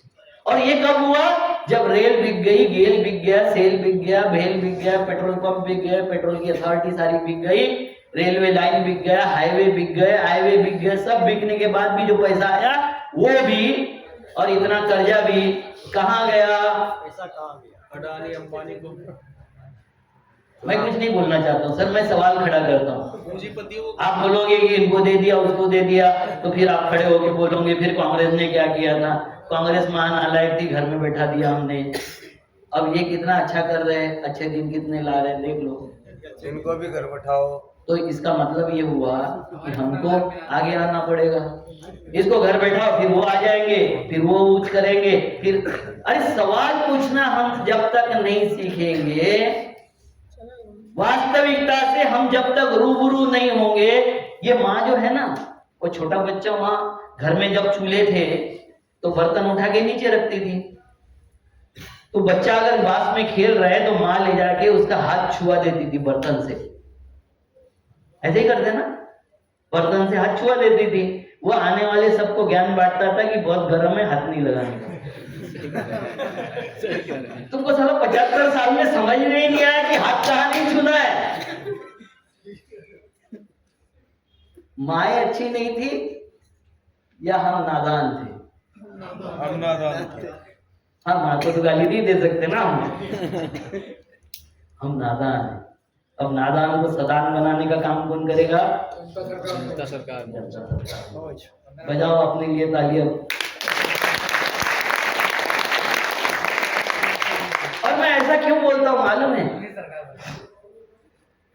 आपको अगर झिंझोड़ा नहीं गया ना, मुझे कई लोग बोलते हैं कि किसानों के बीच में जाके किसानों का इस तरीके से बोलता है कि तुम मूर्ख हो, तुमको समझ नहीं आती, ये नहीं होता है। मैं झिंझोड़ना चाहता हूं। अगर मैं झिझोड़ू नहीं तो कहानी नहीं खुलेंगे प्रभु। आपके लिए बता रहा हूँ, मैं और किसी के लिए बोल ही नहीं रहा हूँ। जब तक झिझोड़ेंगे नहीं, कान नहीं खुलेंगे। कान नहीं खुलेंगे तो जो बात बोल रहा हूँ वो अंदर नहीं जाएगी, और अंदर नहीं जाएगी तो प्रोसेसर में प्रोसेस ही नहीं होगा कि बोल कहाँ रहा है। मैं चाहता हूँ कि आपके सबके प्रोसेसर खुल जाए, आपको ये समझ में आ जाए कि चल क्या रहा है। तो गांव में क्या काम करना है? गांव में सबसे पहले समझाना है कि साधन क्या है, क्या होते हैं साधन, कौन कौन से हैं, किसको हम साधन बोलते हैं। जो जीवन जीने के लिए, संपन्नता के लिए, पैसे वाला होने के लिए जरूरत है, ऐसे साधनों के नाम बताइए। पता है? हाँ, 4। और किसने बताया? ताली बजाओ, सही बोला है। पहले 4 दिन बोला। आगे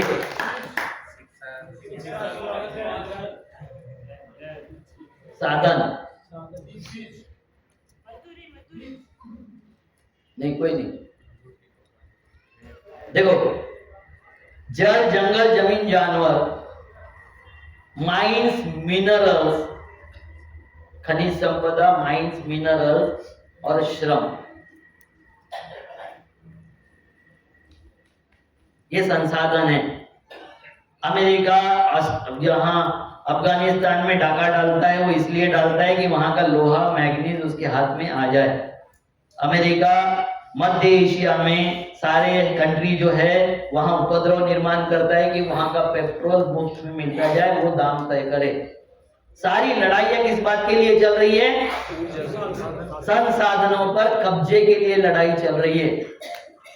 मैं जब लोक संख्या समझा रहा था तो ये बीच में छूट गया कि लोक संख्या की डेंसिटी जो होती है वो दिल्ली, मुंबई, कलकत्ता, चेन्नई में पॉपुलेशन डेंसिटी है 30,000 से 35,000 पर स्क्वायर किलोमीटर।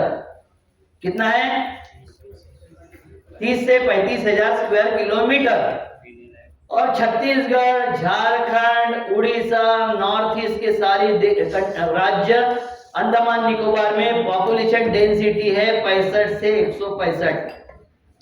संसाधन कहां पर है? जहां डेंसिटी कम है वहां संसाधन, और गरीबी कहां है? संसाधनों से पैसा आना चाहिए था, संपन्नता आनी चाहिए थी, या गरीबी आना चाहिए थी? संपन्नता आनी चाहिए थी।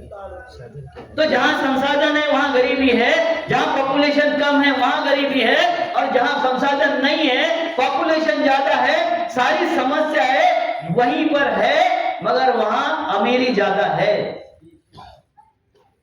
क्या समझ में आया? यार ये क्या बात बोलती है? मूर्ख नहीं, हमें समझ नहीं उस बात। संसाधनों को लूटकर दिल्ली, मुंबई, कलकत्ता, चेन्नई चल रही है। आपके बच्चे भाग के वहां चले जाते हैं, यंग जनरेशन की श्रम की लूट हो गई। आपके यहाँ के पेड़ तोड़ के उनके बंगले बन रहे, उनके फ्लैट बन रहे। आपके यहाँ की बालू को लूट के उनके महल खड़े हो रहे हैं। आपके यहाँ के जानवर लूट के उनके दीवारों पे सजावट का सामान बन रहे हैं। और हमको समझाया जा रहा है पॉपुलेशन इज द प्रॉब्लम, और पॉपुलेशन मुसलमान ज्यादा करते हैं, फैलाते हैं, इसलिए मुसलमानों को सबक सिखाना है। सबक तो हमको तो बिना सिखा रहे हैं, सबक तो सभी को सिखा रहे हैं। और नंबर तो आपका भी आएगा, इसीलिए तो बेचैनी है, यहाँ बैठे क्यों हो? आप में से ज्यादातर तो भाजपा के समर्थक थे, ज्यादातर। हाँ? 2014 में सपने बड़े दिखाई दे, लेकिन निकला सॉरी, क्या बोल रहे हैं आप? खड़े होके बोलिए यार। 15 लाख भी नहीं दिए हमारे। 15 लाख आगे। हाँ ठीक, मैं बोल रहा हूँ, प्रभु, मैं सारे नहीं बोला, बहुत संख्या में बोला, इसलिए कि मैं नहीं चाहता हूँ कि कोई आ जाए। कल एक आदमी मुझे आके यहाँ जाते जाते बोला कि बाहर जरा संभल के जाना। मैं उसको बताना चाहता हूँ, मैं नाम है मेरे, मुझे उसका चेहरा वेरा याद है, मैं उसको बताना चाहता हूँ कि मैं आरएसएस के बाजू में एक ये है भड़ सभागृह है, वहाँ जाके मैं आरएसएस की पूरी ऐसी तैसी किया था भीड़ के बीच में। वहाँ आए थे, पुलिस वालों ने बताया था कि संभल के जाना। मैं बोला एक ही बार मरना है, यहाँ मरना होना, टेंशन क्या लेते हो आप? मत टेंशन लीजिए, ऐसा कोई माई का लाल नहीं मुझे हाथ लगाए, और लगाए तो मेरा परिवार इतना जबरदस्त है कि उसकी 7 पुश्ते खोद के निकालेगा, जेल में पहुंचा देगा। ये बताने का प्रयास न करे कि आप संभल के चले जाओ, इसके चले जाओ। अरे संभल के तो गांधी भी चले थे, क्या हुआ? इंदिरा जी भी चली थी, क्या हुआ? राजीव गांधी भी संभल के चल रहे थे। कोई सुरक्षा पहली गोली से बचाने वाली अभी तक दुनिया में इजाद नहीं हुई है, और मारने वाला कोई होगा तो मेरा ही शेर दिल होगा।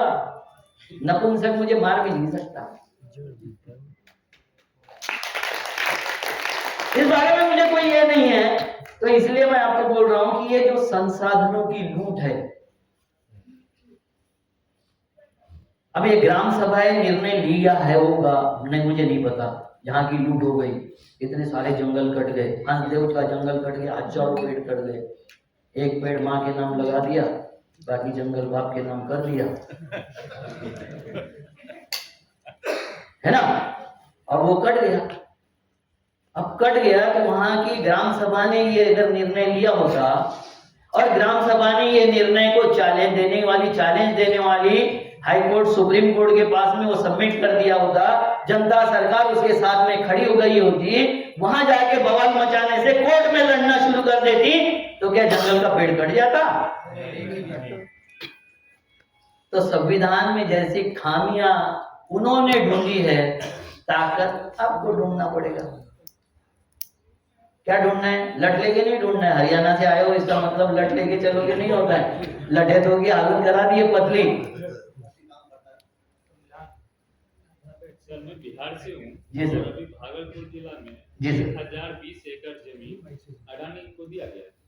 क्या वो पूरे लोगों को अगर हम समझा सके तो वो भी आवाज उठा सकते हैं? बिल्कुल उठा सकते हैं। और उसका अडानी के बाप की जमीन है, नहीं जमीन तो मोदी के बाप की जमीन है, नीतीश के बाप की जमीन है, सरकार की जमीन है, हमारे पूर्व के देखे हमारे लिए। हम ग्राम सभा तय तो करें, मगर ग्राम सभा सशक्त होने के लिए उसके साथ में एक संगठन खड़ा होना पड़ेगा। अभी तो मैं समझा रहा था कि 42 समस्या है, 35 समस्या ऐसी है कि जो हमारे जानकारी के अभाव में, संगठन के अभाव में वो समस्या हमको निकल रही है। एक दो लोग बोलते हैं तभी तो वो हम पे हावी हो जाते हैं, जहाँ इकट्ठे हो जाते हैं तब वो पीछे हट जाते हैं, भाग जाते हैं, पीछे हट नहीं जाते, भाग जाते हैं।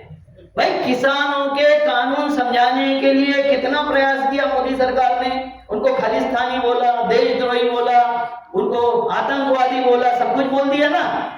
बाद में बोला मैं समझाने में कम पड़ गया, मैं वापस ले रहा हूँ। अबे अच्छे थे तो वापस क्यों ले रहा है, और बुरे थे तो लाया क्यों था? क्या बोल रहे हैं? समझाना क्या चाह रहे हैं जो समझ नहीं पाए किसान? कौन? किसान नहीं समझ पाए। हमारे हक और अधिकार समझाना है बस, उससे ज्यादा कुछ नहीं समझाना है। पहचाने पड़ता है ना। सब समझदार हैं, आप ये मत समझिए किसान आपसे ज्यादा समझदार है। बोलने वाले केवल उसको ये समझ में आता है कि साले सब चोर है। समझाना पड़ता है क्या? सारी पार्टियां चोर है, समझाना पड़ता है क्या? क्या बोलती है वो? क्या बोलता है? अरे सब चोर है, कोई भी आएगा तो यही करेगा। अभी 10,000 रुपए दे दिए तो उसको दे देते हैं। उसको जब समझ में ही नहीं आता है कि वोट का मतलब क्या है, हमारे अधिकार क्या है, हमारे क्या करने से क्या होगा, किस तरीके से बिहेव करने से क्या हो सकता है, ये जब तक समझ में नहीं आएगा। समझना क्या है, इतना ही समझना है मेरे तेरा जिंदा रहने का अधिकार क्या है। हर एक व्यक्ति को ये समझ में आना चाहिए। मैं किसी को भी पूछ सकता हूँ कि आप जिंदा क्यों हो, आप क्यों जी रहे हो, कोई बोलेगा, देखो कैसी छिछलेदार सवाल हैं, जवाब आते हमारे, मर नहीं रहा हूँ इसलिए जी रहा हूँ, माँ बाप ने गलती किया इसलिए जी रहा हूँ, माँ बाप ने पैदा कर लिया इसलिए जी रहा हूँ, समाज के लिए जी रहा हूँ, बीवी के लिए जी रहा हूँ, माँ बाप के लिए जी रहा हूँ, बच्चों के लिए जी रहा हूँ। उसको एक सवाल मैं पूछता हूँ, ये सब मर जाएंगे तो तू मरेगा?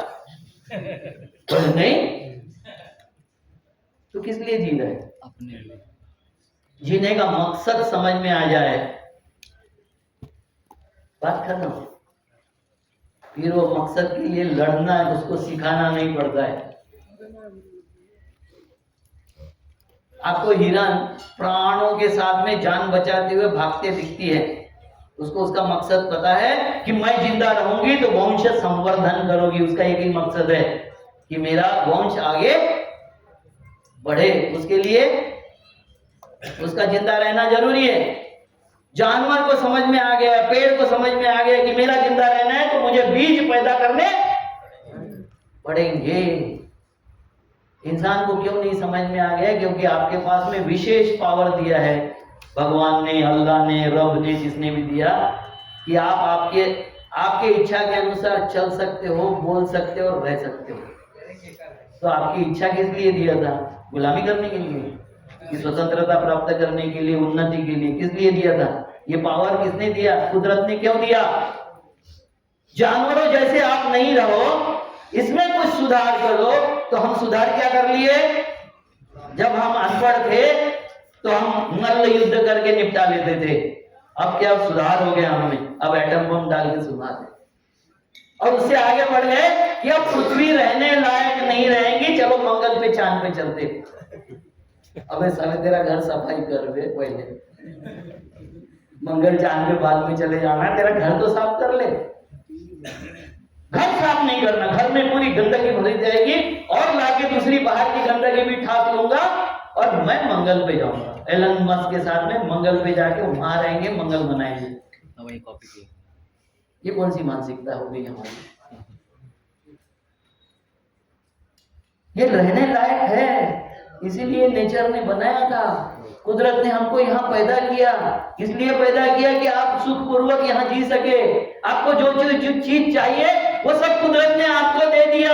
लुटेरे वो चीजें लूट के अपने यहाँ स्टॉक कर रहे हैं और इसके लिए आपका संघर्ष चल रहा है। अब इसको सुधारना है। दिल्ली में बताया गया पोल्यूशन, केजरीवाल बहुत फैलाता है, साले को हटाओ, इसकी ऐसी तैसी करो, ये बहुत अच्छे स्कूल खोल रहा है, हॉस्पिटल खोल रहा है, ये नहीं चाहिए हमको। हमको क्या चाहिए था? उत्सव मनाना चाहिए था, दिवाली जोर शोर से हो, मुसलमानों को सब ज्ञान बांटने आते, हमको ज्ञान बांटने आते, उनको नहीं बताता, कुर्बानी देते तो वो पटाखे फोड़ते हैं ईसाई, तो उनको नहीं समझाता। अब रेखा गुप्ता जी कह रही है कि साले तुमने पटाखे फोड़े, तुम भुगतो। सुप्रीम कोर्ट का चीफ जस्टिस कह रहा है कि पोल्यूशन का स्तर ये हो गया है कि 1 घंटा मैं वॉकिंग करने जाता हूँ, मेरी तबीयत सीरियस हो गई है। वीडियो कॉलिंग से केस अटेंड करेगा, वीडियो कॉलिंग से केस अटेंड करेगा भी आया है। हाँ, बच्चे भी मोबाइल से ही पढ़ रहे हैं, स्कूल में नहीं जाते, बंद है काफी टाइम। ओ मुबारक हो, राम राज्य आ गया। अच्छे दिन आ गया। जो कोरोना काल में मोबाइल से पढ़े उनको कोई नौकरी नहीं दे रहा है अभी। कोई कंपनी उनको एक्सेप्ट करने को तैयार नहीं है। वो बोलते नहीं ये मोबाइल वाले हैं, इनसे कुछ होगा नहीं। अरे भाई, इसकी भी शर्म हमको नहीं आई कि जहां पोल्यूशन जांचने का सेंटर है उसके चारों तरफ पानी के टंकर घूम रहे, उसके चारों तरफ घूम रहे, फवारे हो रहे हैं, क्योंकि दिखाना है कम है, 10 मीटर के आसपास जहां लगा बस। और हमें कुछ नहीं लगा इसका। तो हमारी संवेदनाएं मर गई है, जीने की इच्छा मर गई है, विरोध मर गया है। ये जानकारी का अभाव है हमको। क्या अभाव? संवेदनाएं मर गई हैं हमारे हिसाब से। तो जानकारी के अभाव है, तो ये वीडियो वायरल हुआ है। अभाव कैसे रह गया? अभाव नहीं, संवेदनाएं। भाव का अभाव है। किस बात का अभाव है? भाव का अभाव है। दूसरे को भाई मानने को, बहन मानने को हम तैयार नहीं। बीवी तो मानने को एक झटके में तैयार हो जाते हैं, मगर माँ मानने को तैयार नहीं होते।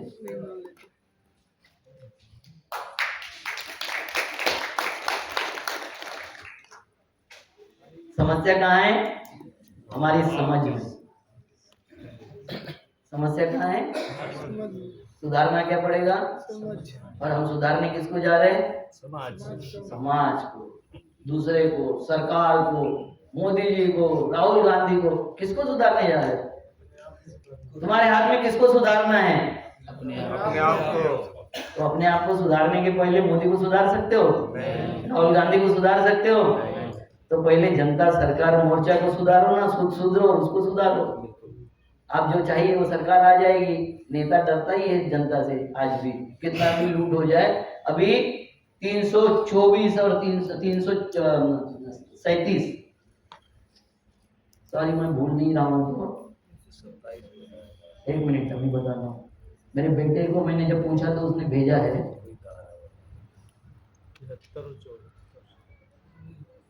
324 और 327। इसमें सुप्रीम कोर्ट में विवाद खड़ा है। सुप्रीम कोर्ट ये में जो कपिल सिब्बल और उन्होंने बताया कि SIR नहीं हो सकता, ये अधिकार ही चुनाव आयोग को नहीं। इसका मतलब है कि जो कुछ अब तक हुआ वो इल्लीगल हुआ है।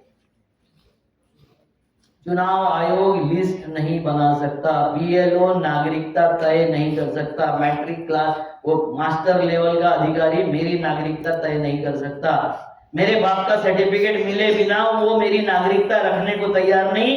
ये घटना बाह्य है, मानवीय संविधान के विरोध में है। आसिफ मुनीर का अभी संविधान जो बदला है उसको ज्यादा अधिकार दिया तो UNO पूरा लग गया पाकिस्तान के पीछे कि ये नहीं चलेगा, मिलिट्री को इतने अधिकार नहीं दिए जाएंगे, चुनाव आयोग को इतने अधिकार कैसे दिए गए, और हम क्या कर रहे थे? सवाल मेरा वाजिब है या गलत है? मुझे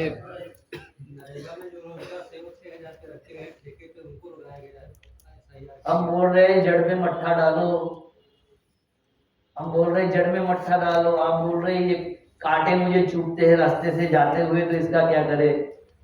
जड़ में मट्ठा डालना पड़ेगा। जब अधिकार नहीं है और अधिकार के विहीन वो काम कर रहे हैं, बिना अधिकार की संस्थाएं चला रहे हैं, बिना अधिकार के उत्तर प्रदेश गुजरात में पुलिस थाने चल रहे हैं, कोर्ट चल रहे हैं। हाँ जी, हम आंख मूंद के बैठे हुए तमाशा देख रहे हैं। हम इस देश के शासक है, जनता है, या नौटंकी देखने वाले तमाशगीर है? कौन है हम? शासक थे लेकिन नौटंकी देखने वाले बन गए। तो वो जगह मालिक को अगर ये लगता है कि मैं मालिक था और कैसे साला नौकर बन गया, मुझे कोई भी टपली मारता है आके, ये एक गांधी जाग गया तो इतना बड़ा क्रांति कर गया, एक राजू दीक्षित जाग गया तो इतने बड़े लोगों को जगा गया। आप आपके 2-5 लोगों को तो जगा सकते हो कि नहीं जगा सकते हो? मगर उसके लिए आपको जीना पड़ेगा। आपके वर्तन से आएगा ये, जो कुछ आएगा ये आपके वर्तन से आएगा, ज्ञान से नहीं आएगा। मैं पहले ही बताया कि मैं दारू पी के यहाँ डोल रहा हूँ और व्यसन मुक्ति का लेक्चर दे रहा हूँ। मेरा एक दोस्त है, वो छोटी सी किस्सा देता हूँ, बाद में आपको छुट्टी दे देता हूँ।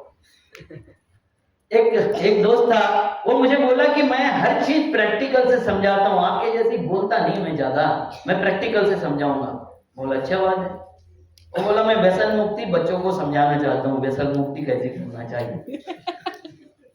तो ठीक है, बोला आ जा। मैंने पूरे क्लास को बुलाया और क्लास को उसको कॉलेज को बोला कि ये 10 मिनट का इसका भी लेक्चर होगा, मेरे लेक्चर के पहले मैं व्यसन मुक्ति में अलग समझाता हूँ। वो बोला ये प्रैक्टिकल से समझाएगा, और सबको अच्छा लगा। उसने 2 कांच के ग्लास मंगाया, सफेद चादर रखा, 2 कांच के ग्लास मंगाया, उसमें से एक बोतल से उसने निकाला लिकर, दारू, स्पिरिट, एक कांच के ग्लास में डाल दिया। दूसरे इसमें इसने बुलाया था पानी स्कूल से, वो दूसरे इसमें डाल दिया। दूसरे जेब से उसने केचुए निकाला। क्या निकाला? केचुए उसने दारू के गिलास में डाला। वो ऐसे तड़फड़ाने लग गए और उसके टुकड़े टुकड़े होना शुरू कर दिया। उसने पानी के गिलास में डाला तो वो अच्छे से शांति से रह गए। तो उसने लाख में खड़े हुए एक बच्चे से पूछा, इससे आपको क्या बोध मिला? तो बोला कि दारू पीने से पेट में कीड़े नहीं होते।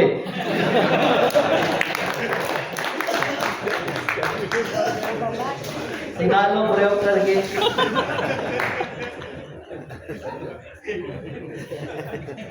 अब बात गलत बोला था क्या उसने? सही है ना? पेट में जो बच्चे ने समझा वही बोला। सही बात बोला, कीड़ा ही मार के दिखाया था उसे। ये हालत है। ये हालत इसलिए है क्योंकि हमारी सोच, देखो इंसान की दो जरूरतें फिर से बताता हूं मैं, एक भौतिक और एक भावनिक। प्यार, मोहब्बत, न्याय। अगर मेरा मेरे माँ के ऊपर विश्वास नहीं है, मेरा मेरे बेटी के ऊपर और बेटी का मेरे ऊपर विश्वास नहीं है, तो एक कमरे में अगर हम बंद हो जाए तो फिर नर मादा से ज्यादा कुछ नहीं है। और अगर विश्वास है तो फिर दुनिया की सारी बहनें मेरी बहन है, मेरी माँ है, बीवी नहीं है। और ये विश्वास कैसे आएगा? कितने पैसे होने के बाद आएगा? कितने मकान होने के बाद आएगा? कितनी मोटरसाइकिल होने से आ जाएगा? कितनी इंडस्ट्री आपकी लगने से आ जाएगा? कितना मरला, क्या एकड़ हेक्टर खेती होने से आ जाएगा?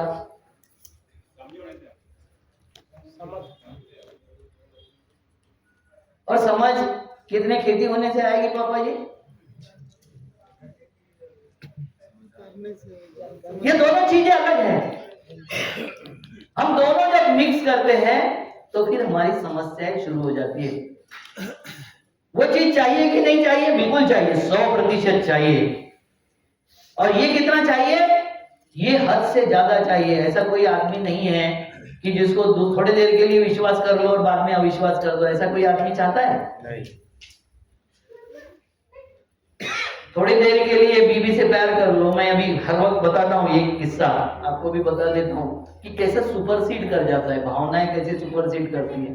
मैं घर से जिस दिन निकला उस दिन मेरे बीवी का जन्मदिन था। वो तो नहीं है अभी, बीवी तो एक्सपायर्ड हो गई मेरी 4 साल पहले। तो मैं घर से जिस वक्त निकला तो उसका जन्मदिन था। तो जन्मदिन के दिन मैंने उसको बोला कि मैं दोपहर में 12 बजे के पहले वापस आ जाऊंगा, अभी बाहर जा रहा हूं, और दोपहर में खाना साथ में खाएंगे और रात में हम कहीं बाहर जाएंगे, बाहर होटल में खाएंगे। ठीक है, जुनाइट प्राइस था, मेरा वो ये था, प्रॉमिस था, अच्छा प्रॉमिस था ना। मैं जिसके साथ में गया उसका झंझट इतना बड़ा था कि वो उसमें 4-5 बज गए मुझे। मैं वहां से निकला तो मुझे सनसना की भूख लगी हुई थी। मैं भूल गया था जन्मदिन वन्मदिन सब भूल गया था। और मैंने वहां से निकलते ही फोन किया कि खाना तैयार करके रखना, मुझे बहुत भूख लगी है। उसने फोन पे मुझे बोला आई लव यू।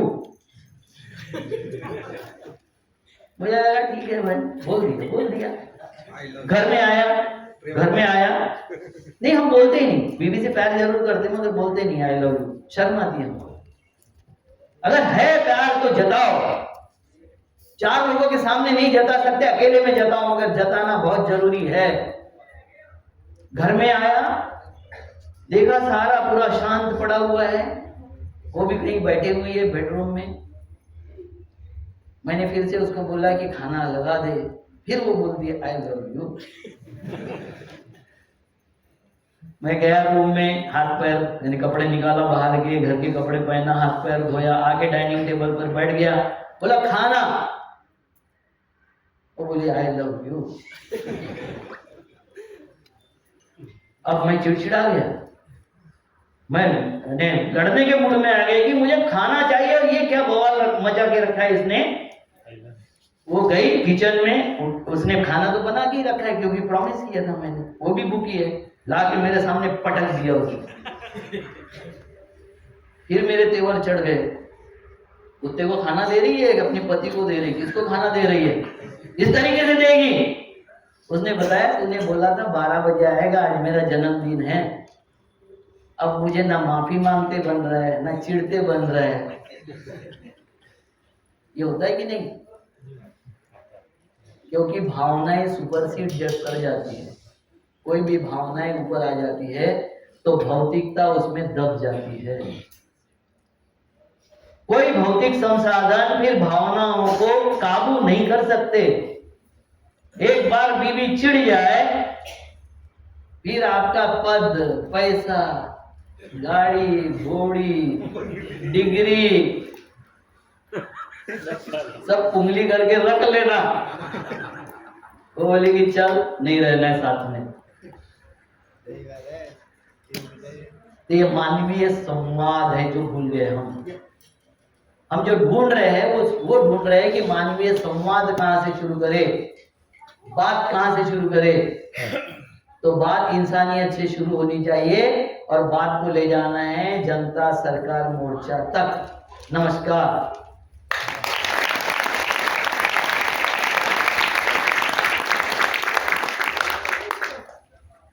और ये माँ किती वेळ झाला बोलतोय मी, इनके लिए ताली बजाओ। ये अगर साथ में होते आपके तो ये सब बवाल नहीं होता। यहाँ के नेता है बड़े, जिला के अध्यक्ष थे, कांग्रेस के अध्यक्ष है, वो यहाँ देखा, उनको ये बता रहे थे मुझे, अरे नहीं वो सब आरएसएस के लोग है। बोले वहां जाके कोई फायदा नहीं, पहले दिन ये 10-12 लोग आए थे और चले गए यहाँ से। आपने बवाल खुद खड़ा किया, आपने बवाल खुद का उसका सामना किया। तो पहले तो विचारधारा को समझने की जरूरत है कि हमारे विचारों के लोग कौन कौन हो सकते हैं, हमें कौन सहायता दे सकता है, हमारे नेचुरल अलाई कौन है और विरोधी कौन है। समझे? जय हिंद, नमस्कार। मिलेंगे भोजन के बाद।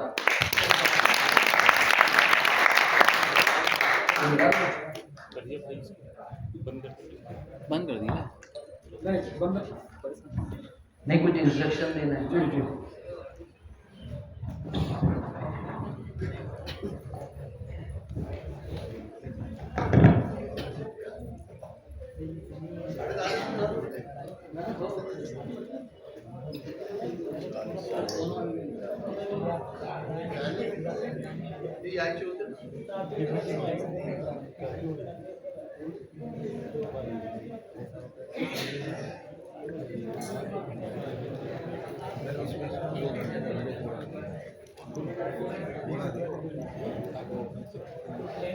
देखिए,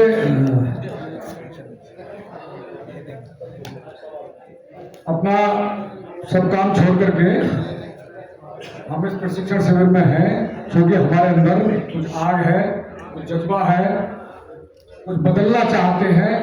हमको लगता है कि बहुत कुछ गलत हो रहा है, तो उसमें हमारे कार्यकर्ता हैं जो प्रशिक्षण ले रहे हैं, वीरेंद्र सिंह,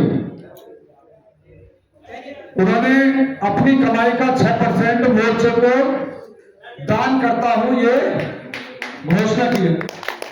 यहाँ की प्रदेशाध्यक्ष और गवर्नर थी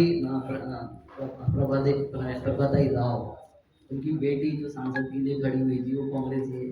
उन्होंने ये भेजा मैसेज कि मैं आना चाहती हूँ मगर मैं नहीं चाहती, है ना। ये लोग आगे मेरे साथी है, वो इसलिए आना चाहते हैं कि आप लोगों को समझना चाहते हैं। देखो आपके नेचुरल अलाई, मैंने अभी जो बोला था ना, नेचुरल अलाई, नेचुरल साथी, कुछ देर के लिए भी क्यों ना हो, आप अगर जोड़ लेते तो आपको जो तकलीफ यहाँ हुई वो नहीं होती। उन्होंने अपनी हमारे साथ हमको समझने के लिए अपनी भावनाएं व्यक्त की हैं, उनका बहुत आभार, धन्यवाद जी। ये धन्यवाद। अभी ये सत्र बीच में इसलिए रोका गया है, वो फोकस है, महाराष्ट्रियन थी, उसने फोकस से शादी किया।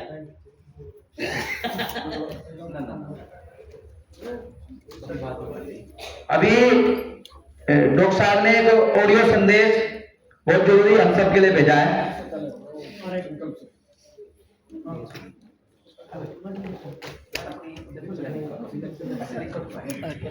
लोग ना माइक को बंद करो सचिन भाई। अभी जो है डॉक्टर साहब का एक ऑडियो संदेश हमारे बीच है, इसलिए रोका गया है, इसको आप सुन लें सभी लोग। ब्लूटूथ से कनेक्ट होकर चल सकता है क्या गौरव भाई? क्या ब्लूटूथ से कनेक्ट होकर ऑडियो चल सकती है? आप देखो, नहीं तो फिर माइक से चला देंगे। 2 बज गए। आप घोषणा कर दो।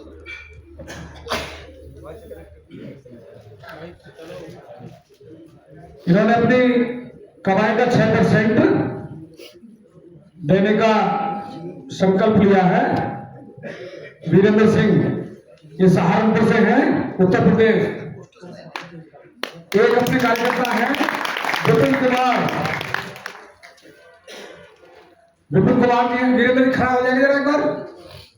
नहीं वीरेंद्र, ये है, इन्होंने अपना कमाई का 6%। एक अपने विपिन कुमार जी हैं, वो भी खड़े हो जाएंगे जरा। ये वो एक किसानों की एक एग्रीकल्चर डेवलपमेंट इंटरप्राइजेज की स्थापना उन्होंने की 1 जुलाई 2023 को। ये एक सामूहिक संस्था है और लगी है, तो उसमें लगभग एक किसान 105 रुपए कितने दिन में है?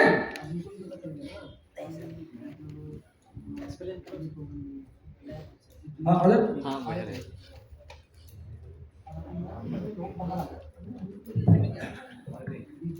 नमस्कार। यहाँ पर बैठे हुए सभी साथियों को, मैं जब जॉब कर रहा था तो मुझे बार बार मेरे दिमाग में एक सवाल आता था कि मेरे माता पिता किसान है और मेरे पास कुछ खेती है जो कि बंजर होने के कगार पे जा रहा था। तो मुझे ऐसे ही एक दिन में ड्यूटी के दौरान ही, नाइट ड्यूटी मेरा लगा हुआ था, तो मैं उस दिन ड्यूटी के दौरान ही मेरे दिमाग में आया क्यों ना हम अपने जमीन को बचाने के लिए कुछ सोचा जाए, कुछ किया जाए। तो मेरे दिमाग में आया कि गांव के सभी लोग मिल करके, मेरे पास इतने फंड नहीं थे कि मैं अकेला और एग्रीकल्चर एक ऐसा क्षेत्र है जिसमें भी बहुत बड़ी पूंजी की आवश्यकता होती है। अगर इसमें सही से सुधार करना है तो मैंने ग्रामीणों को इकट्ठा किया, गांव के सभी युवाओं को समझाया, मैंने अपना प्लान बताया। तो उसमें 105 परमानेंट मेंबर सदस्य बने और प्रत्येक मेंबर अपने इच्छा अनुसार प्रत्येक माह 1000 रुपए हो, 2000 रुपए हो, 5000 रुपया हो, लाख रुपया हो, जिसको जो इच्छा हो जमा करें उस संस्था में, और उससे कलेक्ट किए गए पैसे को ग्रामीण द्वारा ग्रामीणों के सामने, ग्रामीण में जो बेरोजगार मजदूर लोग हैं उसको काम देने हेतु, और किसान आज के डेट में हम देख रहे हैं कि पढ़ लिख करके जो युवा काम नहीं करना चाहता, खेती बाड़ी नहीं करना चाहता। मेरे माँ बाप भी हमको रोजगारी देते हैं, नौकरी छोड़ करके तू क्या कर रहा है, ये खेत में क्या रखा है, कुछ नहीं रखा। मैं समझाते समझाते थक गया हूँ। आज तक भी मैंने अपने माँ बाप का बात नहीं माना, और यदि मान लिए होते आज मैं यहाँ आप लोगों के सामने खड़ा नहीं होता। तो मैं अपने गांव वाले को ही नहीं, पूरे देशवासियों के किसानों को कहना चाहता हूं कि पढ़ लिख करके भी खेती किया जा सकता है और बहुत अच्छे से किया जा सकता है। जिस दिन हमें यह शर्म खत्म हो जाएगी कि हम पढ़े लिखे जाके खेत में काम करेंगे, उसी दिन किसान फिर से जिंदा हो जाएगा और किसान की जो खोई हुई एक आत्मसम्मान है वो पुनः वापस आ जाएगी।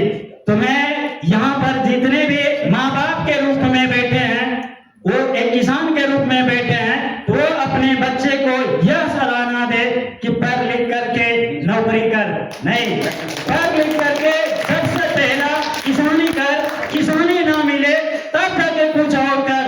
क्योंकि मैं एक टूटी भाषा में एक कहावत सुना हूँ कि और यह किसी आम आदमी ने नहीं, हमारे गांव समाज को, हमारे देश को एक अर्थशास्त्री, महान अर्थशास्त्री हुआ करते थे, आचार्य चाणक्य। उन्होंने कहा था, अभी आ गया, क्षमा चाहता हूँ बीच में रोकने के लिए आपको, क्योंकि कार्यक्रम का जो मॉडल है ना, उन्होंने कहा था कि उत्तम शिक्षा, उसके बाद किसान, उसके बाद व्यापार, उसके बाद है नौकरी। तो नौकरी को उन्होंने नीच कहा है जिन्होंने पूरे अर्थशास्त्र को दुनिया के सामने रखा है। तो मैं उसी से प्रेरित होकर मैं अपना जॉब छोड़ करके को गौरवान्वित महसूस करता हूँ। इन्हीं शब्दों के साथ बहुत धन्यवाद। कोई भी साथी अभी जो है कोई भी साथी जो है अभी बीच में ना बोले, ये इसको डेकोरम थोड़ा। और मैं उसी संगठन में मुझे 1% हिस्सा मिला हुआ है प्रॉफिट का, तो मैं वह पूरा प्रॉफिट जनता सरकार मोर्चा को प्रदान करता हूं। जब तक मैं जिंदा रहूंगा तब तक वो इनका इस जनता सरकार को वार्षिक मिलता रहेगा। बहुत बहुत धन्यवाद। भाई माइक माइक हाँ वो माइक दे दो। हाँ। बहुत धन्यवाद भाई जी का, दोनों दे दो। अभी जो ऑडियो संदेश आया है डॉक्टर साहब का, तो वो हम सब लोग सुन लेंगे पहले, है ना, फिर आगे की जो है वो मैनेजमेंट की टीम है वो चालू करूंगा।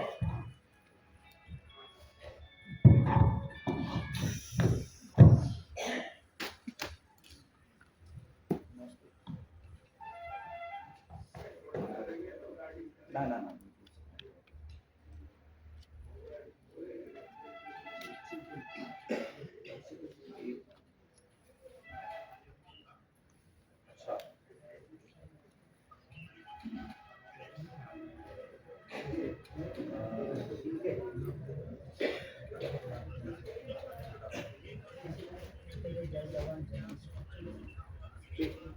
हाँ हाँ ठीक है।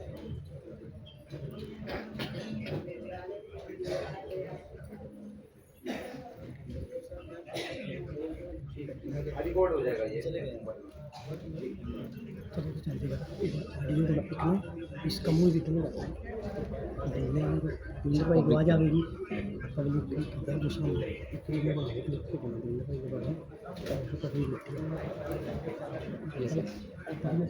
तो जैसे ये सही है जब चलेगी ना परफेक्ट।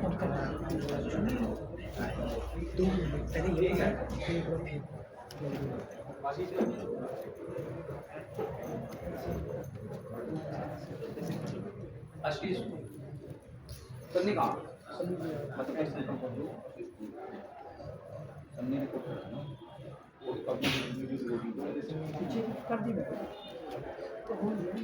क्या था, क्या करना वीडियो। हो जी चला। अभी जब तक ये तैयारी कर रहे हैं,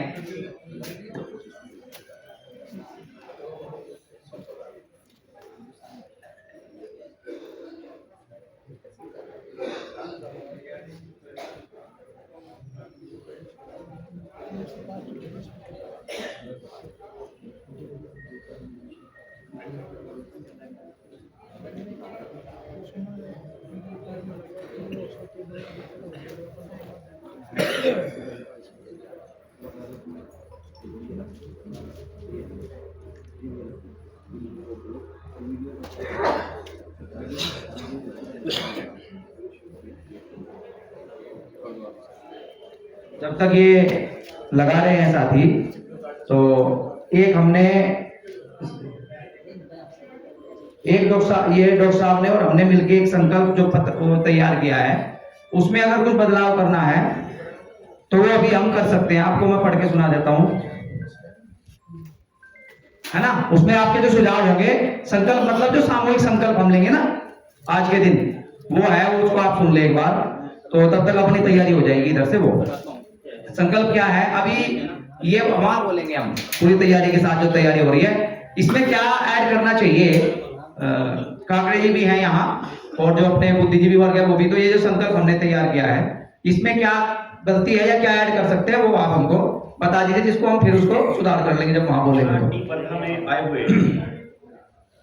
मैं राजीव दीक्षित आज दिनांक 30 नवंबर 2025 को वर्धा की पावन धरा से जनता सरकार मोर्चा के ईमानदार क्रांतिकारियों के माध्यम से अपना संकल्प फिर से दोहराता हूं कि मैं भारत को भारतीयता के आधार पर खड़ा करने से पहले न स्वर्ग को अपनाऊंगा और न नर्क को। जब तक आज तक के महापुरुषों के सपनों का भारत न बन जाए, मैं चैन से नहीं बैठूंगा और ना ही दुश्मन को चैन की सांस लेने दूंगा। सत्य और अहिंसा के रास्ते पर चलते हुए मैं अपने समाज की व्यवस्था बनाने की दिशा में कार्य करने के लिए निकलूंगा और तब तक निरंतर किसी ना किसी रूप में लगा रहूंगा जब तक भारत देश के प्रत्येक गांव में जल, जंगल, जमीन और जानवर का फैसला स्थानीय जन ना लेने लग जाएं।